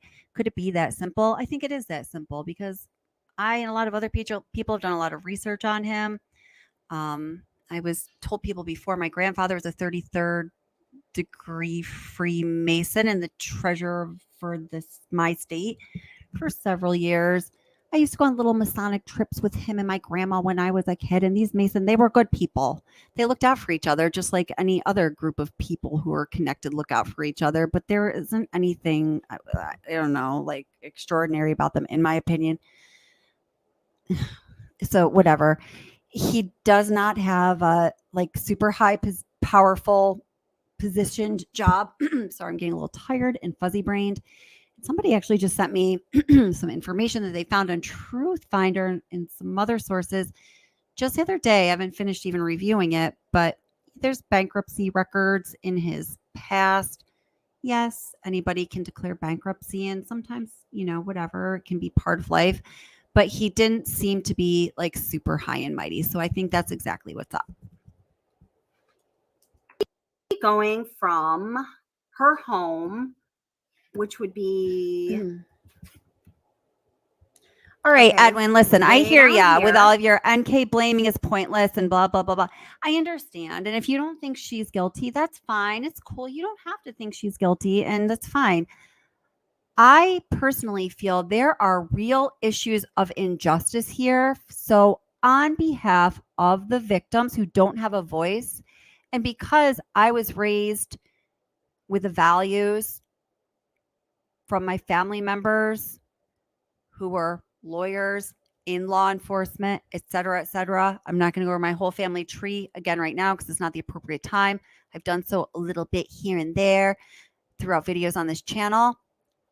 The belief I have had instilled in me, and as I've gotten older and I think for myself, I think that this is a good value to invest in and to commit to, is that we in our society are all responsible for upholding our justice system and ensuring our justice system continues to work in our image and our vision of justice, because after all, that is what a democratic society aims to do. And it is what the brilliant forefounders of our country, as I stand here in the United States of America, and other leaders around the world in other great countries have envisioned and have invested blood, sweat, tears, and lives into ensuring their structures within countries that will allow for everybody to have justice ensured in their life. So, although life is hard, we can know that at least we don't have to fear gross injustice every day like some of our ancestors did and some people around the world do now. They live in terror, they live in fear, they live in inequity, and we don't even know how good we have it probably to not have those concerns every day. So, is this case my business? Yes, it is, because justice is my business as a citizen of the United States of America. And I believe Nicole Kessinger not being adequately investigated is a gross injustice for us all. where this red locator is. And then she'll be going over to the right as we're looking in the screen and up this highway, up Highway State Route 85, all the way up to Platteville. So this is her route. It's a pretty straight shot. If she goes this way, she just goes over and up. Okay. So let's go back to the one with her pictures on it. Yes, anaphylaxis. So that you're seeing that closer up here. Okay. It's just a little portion of that route. Now notice that as she's driving on her route here up Colorado State Highway 85, there are 3 towers that are to the right of that highway that she could have been pinging off of as she drove from her home up to her work in Platteville. Thank you, Anna. Route. And she is, I don't know if you can see my cursor here, but I'm circling this area right around Fort Lupton. And that's the small little slice that I am picturing on the map. That's a very good point, anaphylaxis. So anaphylaxis is former law enforcement. And I think she's saying, oh, maybe it's just as simple as like, he grew up in the area and had friends in law enforcement. She's making the point that we're dealing with state, federal, and local and, various probably local agencies, right? So maybe it's not all just that simple. Yeah. Sometimes, we just want something to boil down to simplicity in this case, but it looks like it ain't happening because I'm sure you're right, anaphylaxis. Here, I'm really trying to break this down for you. So here I have this circled also on this map, but I think that this one is more clear. Okay. So now keep in mind that the Watts residence is just a little bit to the left and up of this red arrow tower that she pinged off of. Her route to work typically, and we know this by looking at all of her phone records, because she made calls to Watts and to her friend Jim and other people actually while she was driving to work. And we see that her phone pings off of these various towers. Okay. So as she's driving to work, guys, this is a little slice where she might possibly be close enough to ping off this tower that existed in 2018 and it had Verizon antennas for Verizon service on it. But there are these 3 other towers that are closer to the highway that also service Verizon that she could have pinged off of, and she pinged off of them previously and several times.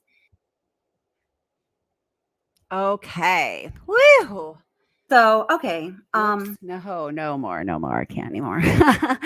So, yeah. So that's that, man. Oh, gosh. So anaphylaxis said, I'm sorry. Aunt Sally says, I'm saying we saw her in the surveillance, looked like a timed orchestrated parking of the truck with knowledge of camera angle to hide a second person female body. I agree.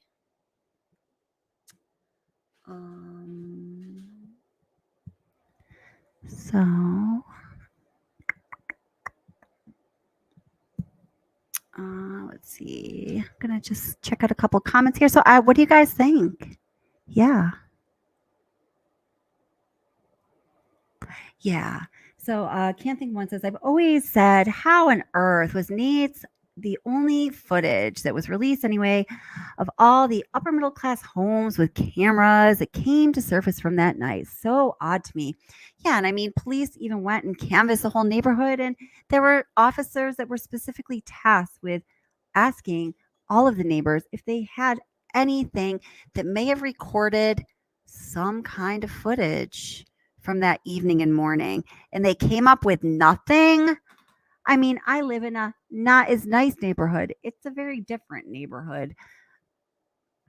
we don't have subdivisions here. I live in a small kind of artsy, historic-ish town, so it's different. But like all of my neighbors have security cameras, including myself, like all of them. Ugh. Let's see.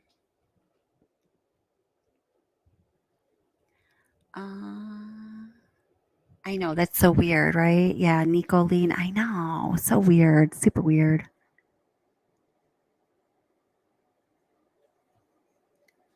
Hi, Russian Aloha. I like that.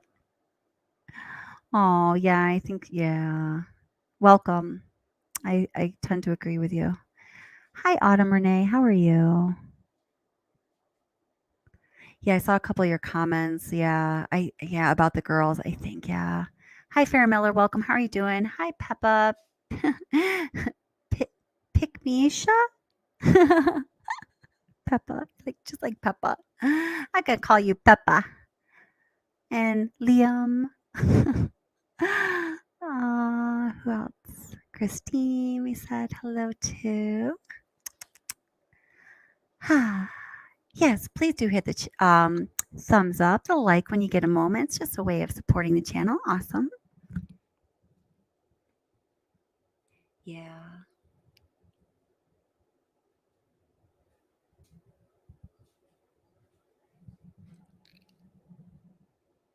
Mm-hmm. Yeah. Oh, yeah. So just BT dubs. So Autumn Renee says that's why she made him prove he was at work to make sure he wasn't staying the day at home after what he'd been promising her. What an interesting read through. So the read through I think she's referring to is the redacted files, part one of the redacted files that I put out last week or 2 weeks ago. I'm not even sure at this point. So there were 5 interviews with Chris Watts, former mistress, Miss Kessinger, and CBI. 3 of them were in person. 2 of them were on the phone. Okay. Plunder, Paula Mooney, took care of that one that was in person that we didn't have video of, and she got it. The 2 that were on the phone, both of them, one was August 13th. I'm sorry, one was August 17th, one was August 21st. Mysteriously cut off. We only had audio for like half. Newsflash. So, in my opinion, it's the half that we don't have, the redacted half, that has the most interesting information that might have some critical elements in it. In fact, definitely do, because the one I just read last week proved that Kessinger and Chris Watts talked on the phone Monday morning, which she had previously denied. So we're done with that. It's on the channel if you want to watch it. The second installment of the redacted files, I'm going to read the redacted part of the August 17th phone interview, which can only be found in Transcript. And I think it's pretty freaking hard to find these days. I don't know if that's intentionally or what the deal is. But both of those phone interviews where half was redacted or half is just missing, only half is in audio form. The other half, the redacted half, does have a transcript. I found them. I read it for August 21st, last week or the week before. And on Thursday night, we're going to do the transcript for the August 17th interview. I actually recorded it today and I was like, holy, seriously, I can't even. The redacted portion of the August 21st interview, I absolutely had heard before.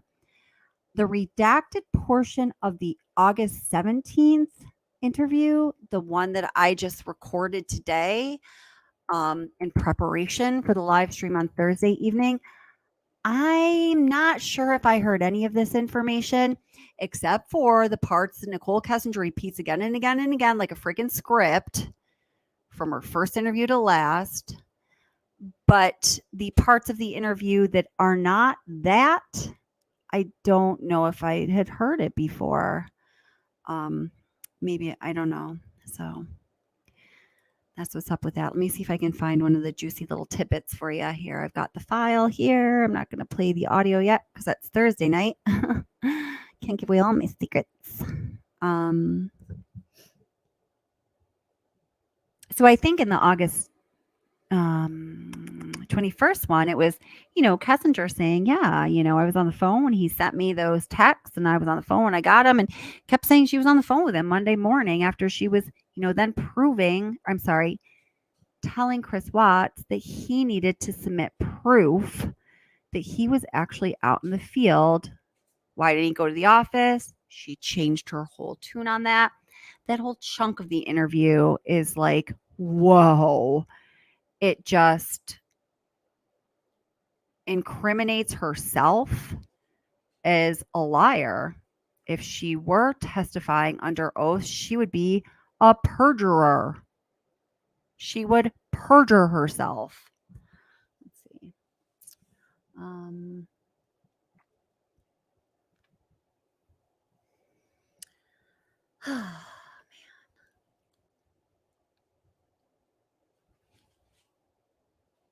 Oh, I know. So there's been the question of Chris Watts' gym. Did he go to a gym? Did he have a gym? She mentioned at some point a gym. There's this whole exchange about gymminess. Whose gym? What gym? Where's the gym? 24-hour gym, fitness gym. Oh my God. It's like annoying because, it's Nicole Kessinger, as I said earlier. Every time she answers something or just speaks about something, she needs to frame it in terms of herself being the center of the world. So we've got all that. But it gets pretty interesting. Yeah. So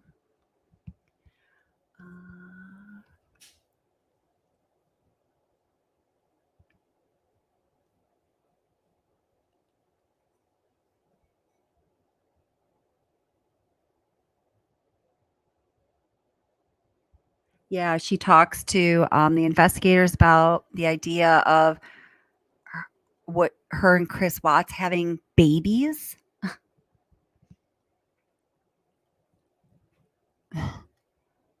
Yeah, I don't think I'd ever heard this. Maybe I don't know. She talks about Chris Watts, being all into her. She's just not really that into him, but in language I'd never heard from her before. I don't know. They talk about the cards that Chris Watts gave her, and Kobach really questions her about that, and in doing so kind of questions her reported time frame.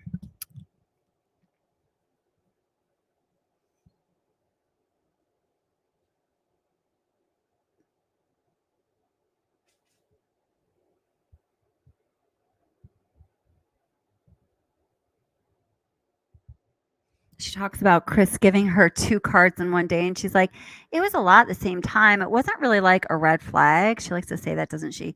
Like, I don't know. I've dated a lot of douchebags in my life, so having a guy that, like, wants to get me cards and roses, I mean, like, flowers and stuff, like, maybe I'll just roll with this and see what happens. Hmm.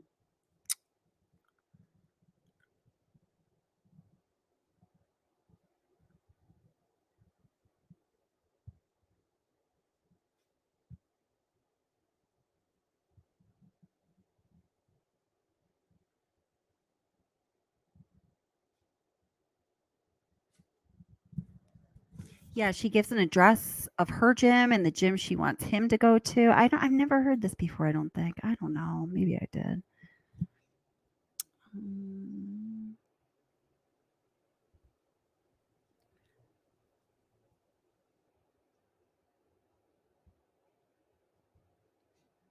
A lot of Thrive talk.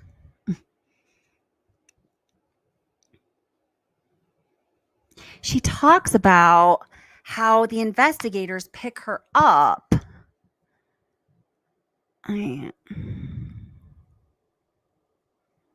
Wait. Okay.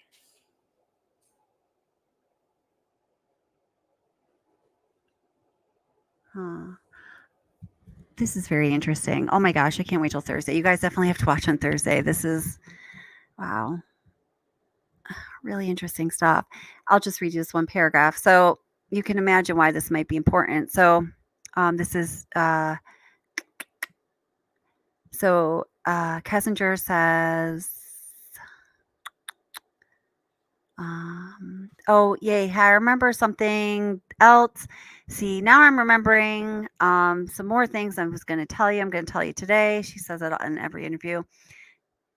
Kobeck says, okay. Kessinger says, so you and Mark both asked me this question. So Saturday when he and I went out to dinner, you guys both asked me, you said, so he came to pick you up. So I'm like, is this a trick question? No, he didn't come to pick me up. I told you guys we drove my truck and he never picked me up. But I'm assuming it something of significance that you guys both asked. What it is isn't my business. Like, I guess, like, I don't know if it really matters at all, but he drove my truck. I didn't. We drove my vehicle. I'm sorry, he just was the one operating it. I don't know if that really matters. Um, and then they continue to talk about vehicles and who's driving the vehicles.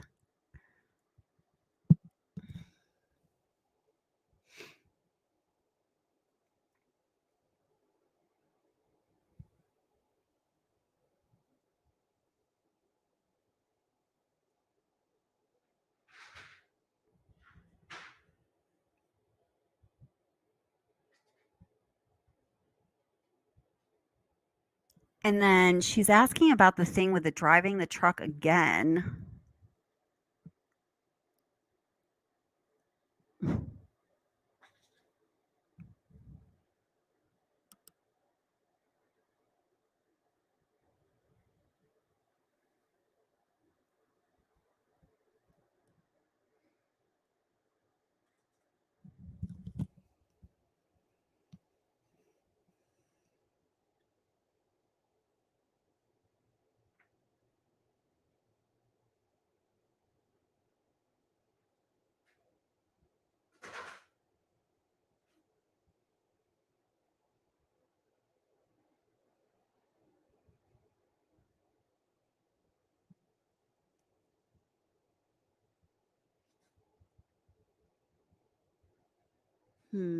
Okay.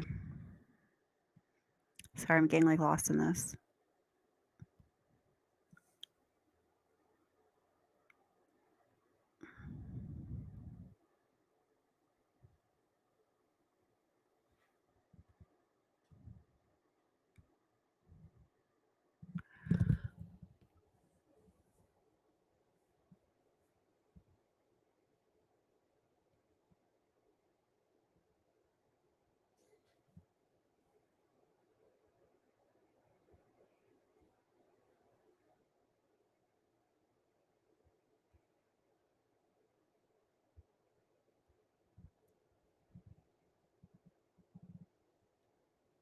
Okay, there, I'm done. Okay, so that's that. Sorry, I just got lost reading that ago. So yeah, I can't wait to read that on Thursday, or yeah, to see what you guys think. It's interesting.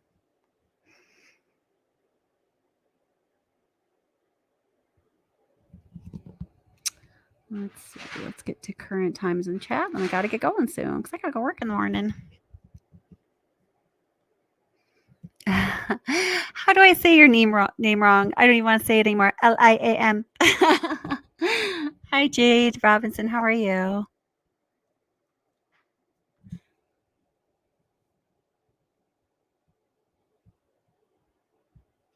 Oh, yeah. I mean, I love the Armchair Detective. So Jade says, what sort of channel is this? Seriously, all the truth you can find firsthand to all these questions is on the Armchair Detective. I think he does ask a lot of questions. I am a big fan and supporter of the Armchair Detective. In fact, he's the only channel I'm a member of. Some of his moderators are here. I support him whenever I can. I like being a guest on his channel, and I still think I have something different to offer, and sometimes information he doesn't have in the way that I do, I'd even say. So that's cool. Thank you, Autumn.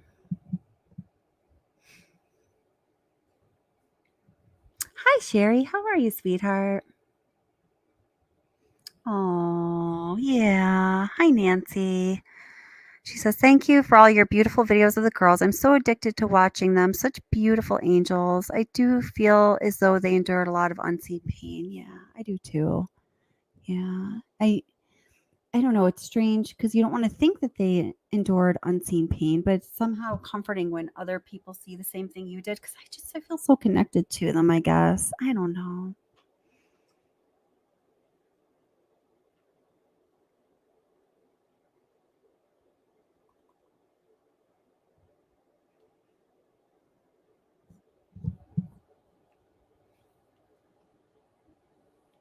Let's see.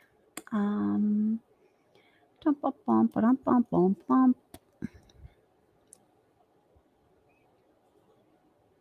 So, oh, Nilda, thank you. She says Jade, Kelly, and AD respect and work together as he has invited Kelly to a couple of programs as they respect each other's work.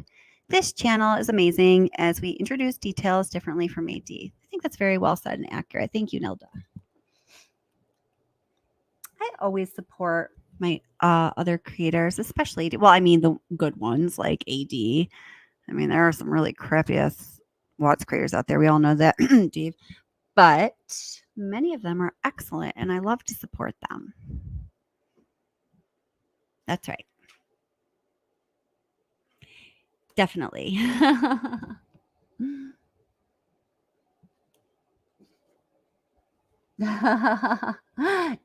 Thank you. Thank you, Anna. Clack off, troll. Clack, clack. That's so funny. Oh, that's funny. So on, I'm sorry, haven't said hello because I don't know how to pronounce your name. Is it Anahi or Anai? Anahi? I hope I'm pronouncing it right. I'm sorry if I'm not.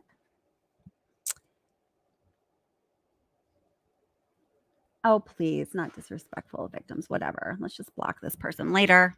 Congratulations. You are officially the 9th person blocked from my channel. Dun, dun, dun. I'm just not in the mood right now. 9 people. You made it. You must be special, Jade. Yeah, yeah, yeah, yeah. Bite the big one.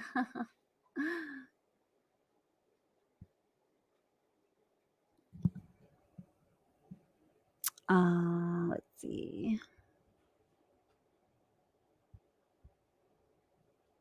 Yeah. And so Liam, who I'm saying wrong, says Nelda, agree. I love the difference in research. Yeah. And I think it's important to have, the different perspective from different creators.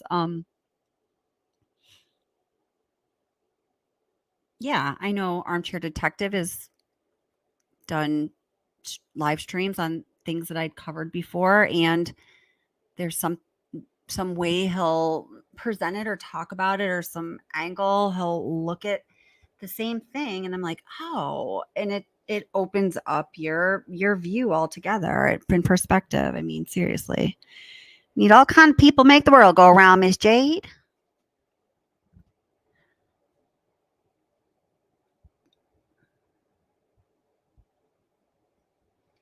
Thank you very much. I'm honored. Best 2 channels in discussing the case, hands down. Thank you very much. I appreciate that. Liam, I'm saying your name wrong. I'm so ashamed every time I try to say your name. Hi, Tia Marie. How are you? I'm saying your name right, aren't I? I'm sorry. I'm getting silly now. Thank you guys. So I appreciate all of you. Yeah, seriously. Oh, Tia Marie, we're about to close up, but it's nice to see you, sweetheart. Thursday night, I'm reading another redacted file, another part of a NK interview that was just chopped off the face of the earth.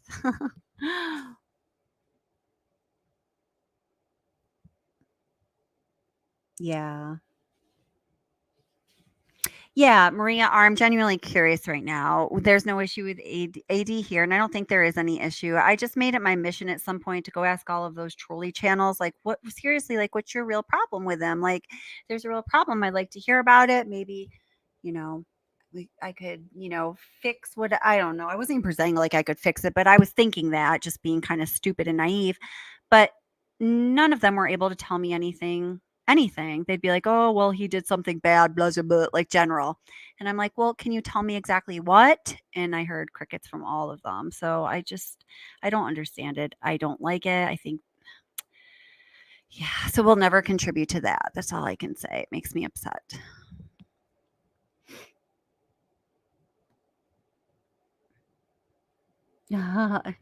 Nancy says, I wonder if he plays a male or female role in prison.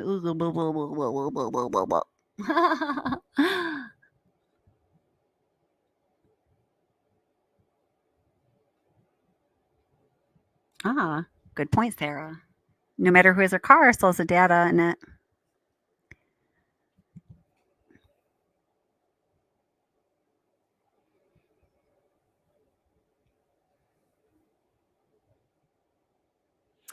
Yeah, so can't think of one. Is asking, is Shanann aware that somebody was like watching her lives and maybe pursuing her husband? It seemed like I don't know. It seemed like she started to put out live streams that had a message where one could read into it that way. Unfortunately, we'll never know.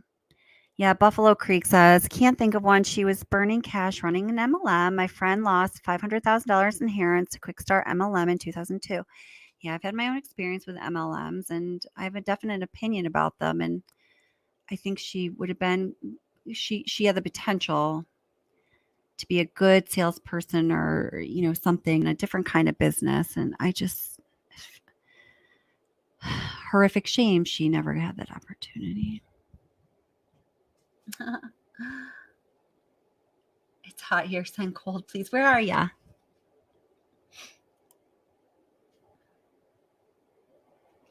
Yeah. So Anaphylaxis and R are saying she didn't clock in that morning, so she may have been late. She was seen until it wasn't seen until the afternoon, as I understand it. That's right.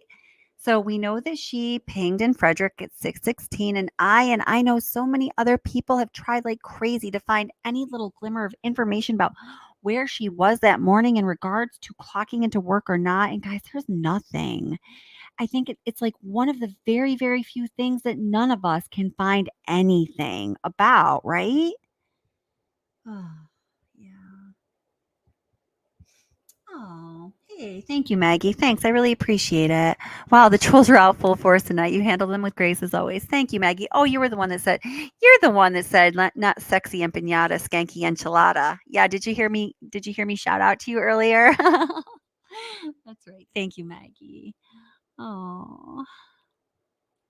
Yeah, Thursday is gonna be a really good one. Oh, thank you. Hi, Sharon Tuck, and thank you very much. Yeah, we definitely support Armchair Detective. Always will. Yeah, thank you, Maggie. Yeah, I'm gonna get going soon too. I just want to get a few more comments here. And thank you, Anaphylaxis. Thank you so much. I really appreciate that. Anaphylaxis says, I love the different perspectives.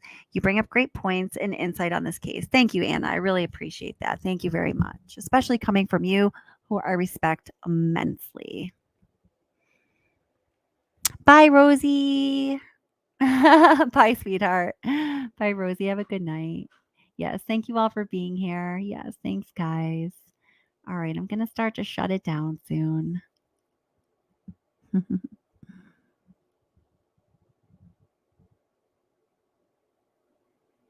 Yeah. Yeah, she could have been a professional organizer. Absolutely, yes. Hi, Andrea. Oh, thank you so much. Andrea says, thank you for your passion for justice and to everyone on here. Yes. Yeah, thank you for being here. You guys are awesome. Thank you so much. I really appreciate all of your support. Aw, thank you, Rosie. You're such a sweetheart. We love our Rosie. So my friend Liam says, going to take the dog for a walk. Take care, Kelly and all. I should see you next time. Fingers crossed. Awesome. Thursday night, if you can come. I hope it'll be a good one. So thanks for being here, Liam. Thanks for everything. All right. What time on Thursday? Uh, it's scheduled for 8:30 right now. It'll probably start around 9. I have to be in to work really early on Friday morning, so it'll definitely start right around 9 because I got to get some good sleep. So, yeah. Oh, awesome. Thank you so much. Yeah, thanks. I appreciate that, SD owner. And yeah, if you guys don't mind, if you're moved to do so, please hit the thumbs up on your way out. Definitely helps out the channel, and I appreciate it. Yeah, prayers for Kylie's family. Absolutely. Yeah. Oh, who's jealous? What'd she say?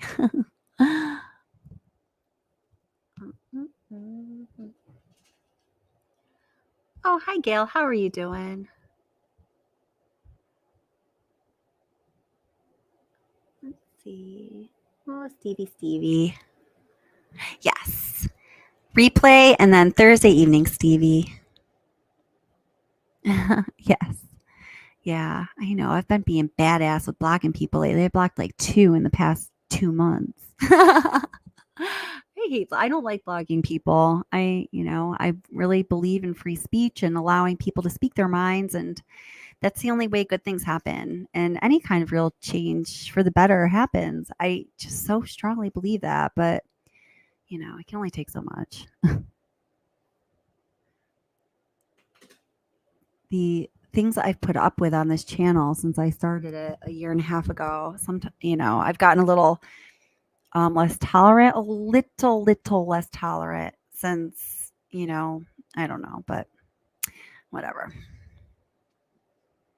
Yeah, Sharon, we're just ending now, but definitely watch the replay. And Thursday evening, I'm going to do another redacted file from another NK redacted interview. Okay, so try to be here. I would love for you to be here. Always love when you're here.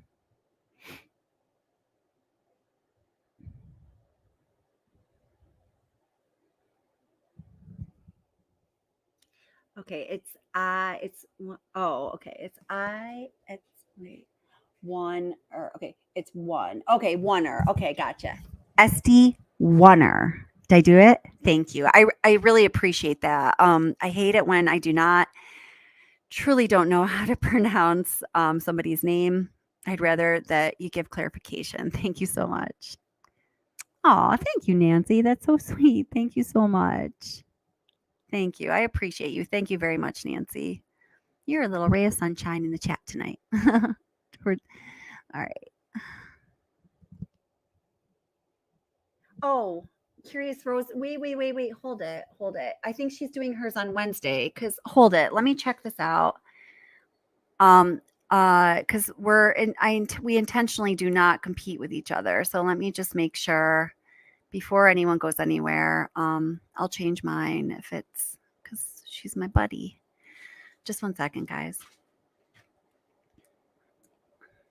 Yeah, but I mean, it is a curious, well, whatever. It's a Curious Rose. But, if I'm doing a live stream Thursday, if it's anyone else other than a Curious Rose, I'd appreciate if you don't say, oh, but somebody else is doing one. But I know we love a Curious Rose, Rosie, and we love you. You have a good heart, sweetheart. And I'm so glad that you're here and part of our community. All right, let's see, my girl. I thought that she's changed it around a few times because she has a new job and her son's home and all this stuff. So I can adjust. So, okay. Or maybe if hers is actually on, well, let's just see. Let's just get answers. So confuse people even more. Okay. Give me 1 second. I'll let you know.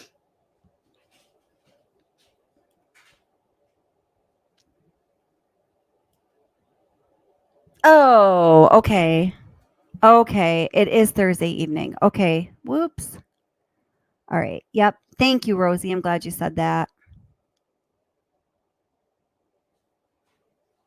So I'm going to change mine till Friday, guys. Okay. So I'm sorry. It's going to be Friday. And I'll send people over to Curious Rose on Thursday. This is what she's going to be doing. She says, little excerpt from a topic for our chat on Thursday evenings live. This is just one of the many interesting high profiles Kathleen Houston became friendly with and wrote a great short piece on. I'll read to the group Thursday evening. So Kathleen Houston, who wrote Blood and Marriage, Cindy Watt's account of everything, and from where all my broken pieces came from, that author is going to be on her channel. I is it this weekend or next weekend? I'm not sure, but sometime really soon. I'm so excited for her. So Curious Rose on Thursday, and I'm going to do my live stream then on Friday night. And that's perfect. Okay, guys? So that's what's up. Yeah. All right. Yes. Anti-armchair people are definitely jealous. And also, please go check out Ara's channel. And Ara, I find her channel and I want to, let's see. Is your channel Ara? No. Here it is. Got it. Okay. You're so pretty. You're so pretty, Awa. And here's Ara's channel. Ara is one of our wonderful moderators. And definitely go check her out too. She does lots of great stuff. Okay, Rose had to change it to Thursday. Thank you. Thank you, sweetie. I'm so glad that you let us know that. That's perfect. Thank you. So,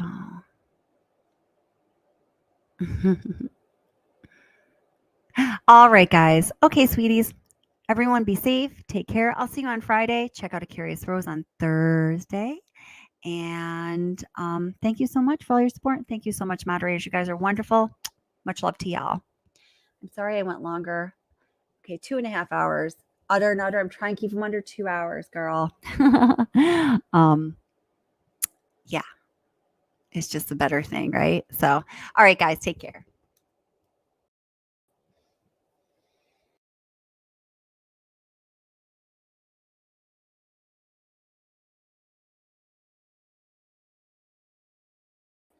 And Rosie, I know. You did the right thing because if I didn't catch that, I would have felt really bad. So thank you. You did us both a favor and we love you, honey. Thanks, Josh. Thank you very much. All right, take care.